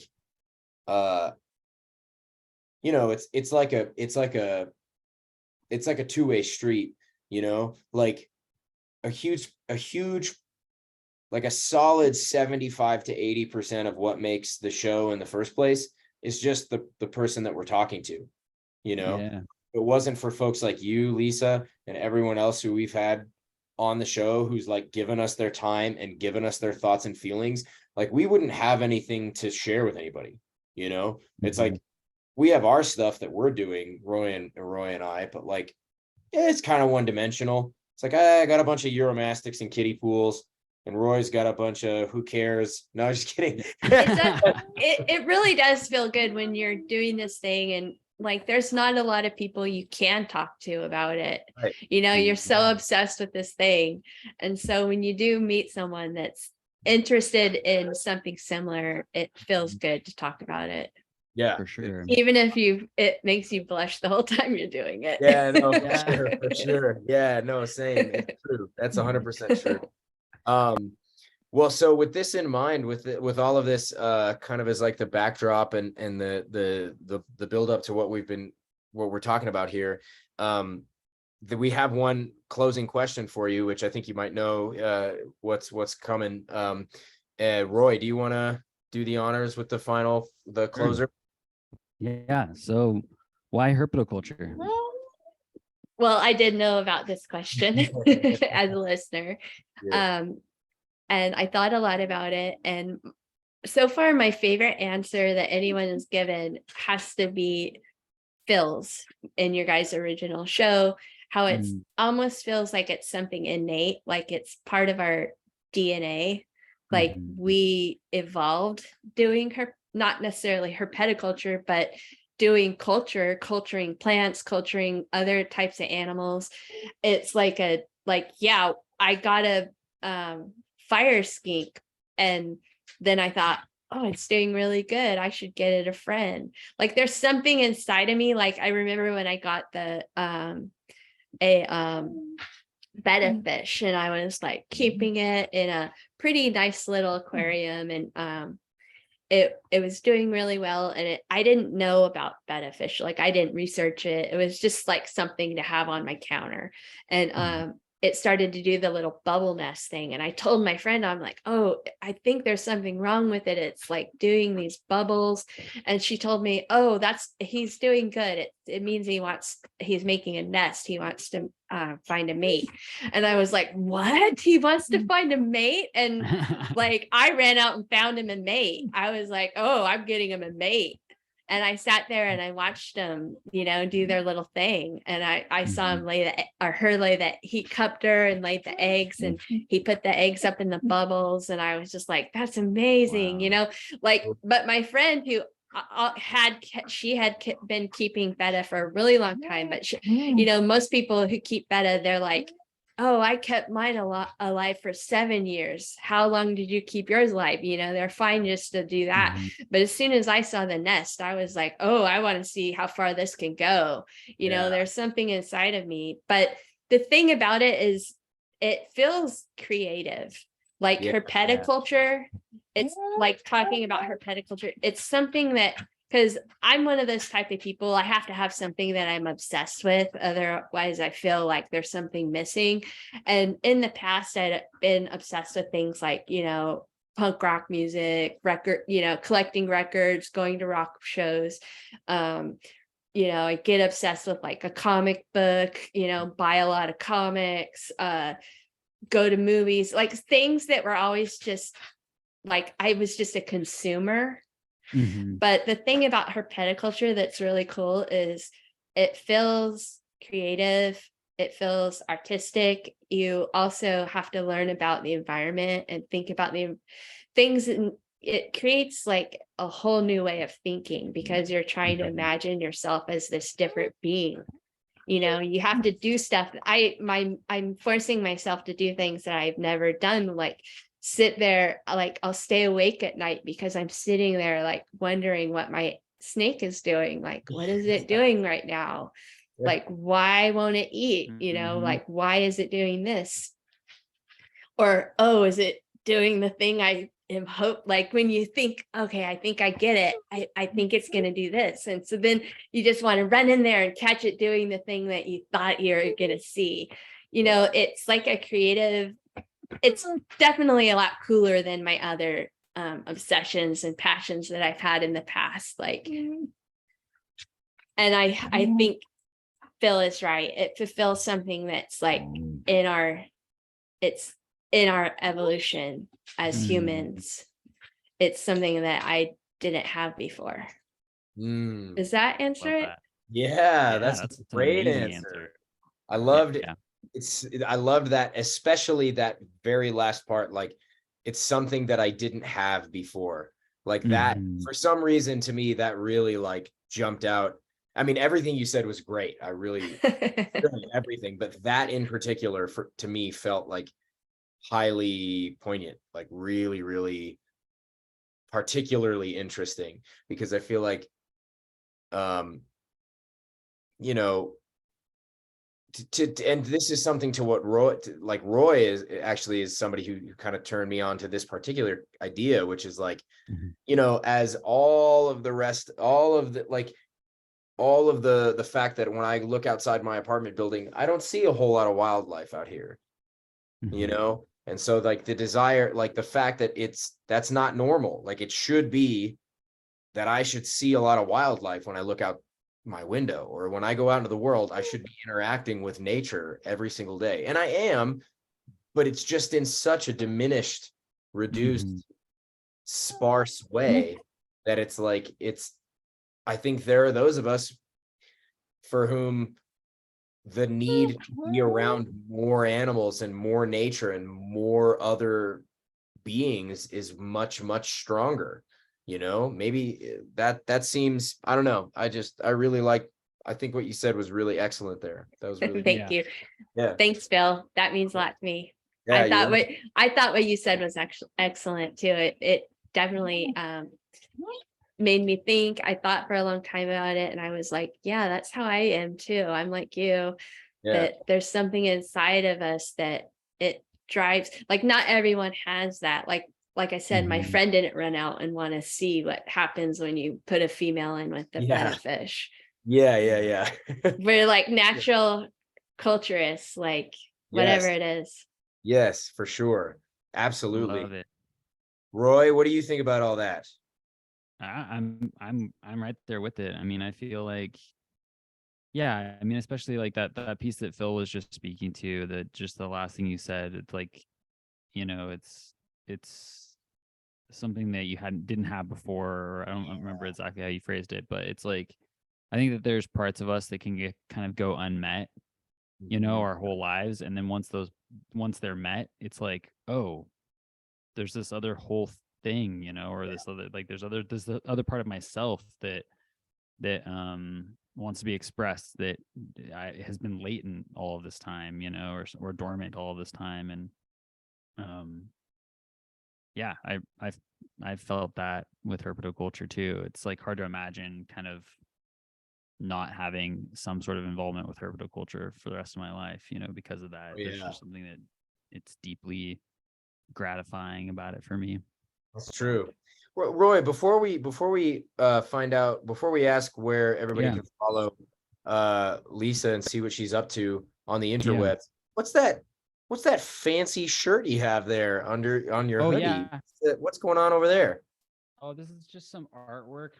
This is some artwork by my homie Philip Leitz. He's an Whoa. amazing illustrator and artist. And these are some grappling varanids. Whoa. Really cool. Premium print quality. Where did you get that? Where in the world? I got that. That's some proprietary Project Herpetoculture merch that you can get on projectherp.com/shop. That was so good. That was so good. So I'm glad you mentioned it because I forgot that I was wearing this shirt. But It's nice. It fits you great. yeah, if anyone out there wants to find a really cool shirt with some grappling varanids, there's not a lot of options for that. It's But true. we've got you covered. It's true. And there are lots of options in terms of the colors of the shirt you can select and stuff like that. So Bam. There you go. So Lisa, shameless plug. Yeah, we had to. It was there. It was low hanging fruit. Lisa, where can people follow you and what you're up to with regard to herpetoculture? My social media is just my name for Instagram and Facebook. Nice. I do have a TikTok, but I don't really use it or look at it. So, but yeah, I don't have a YouTube or anything like that, but yeah, just my name and you'll find me. Nice. Awesome. Okay, great.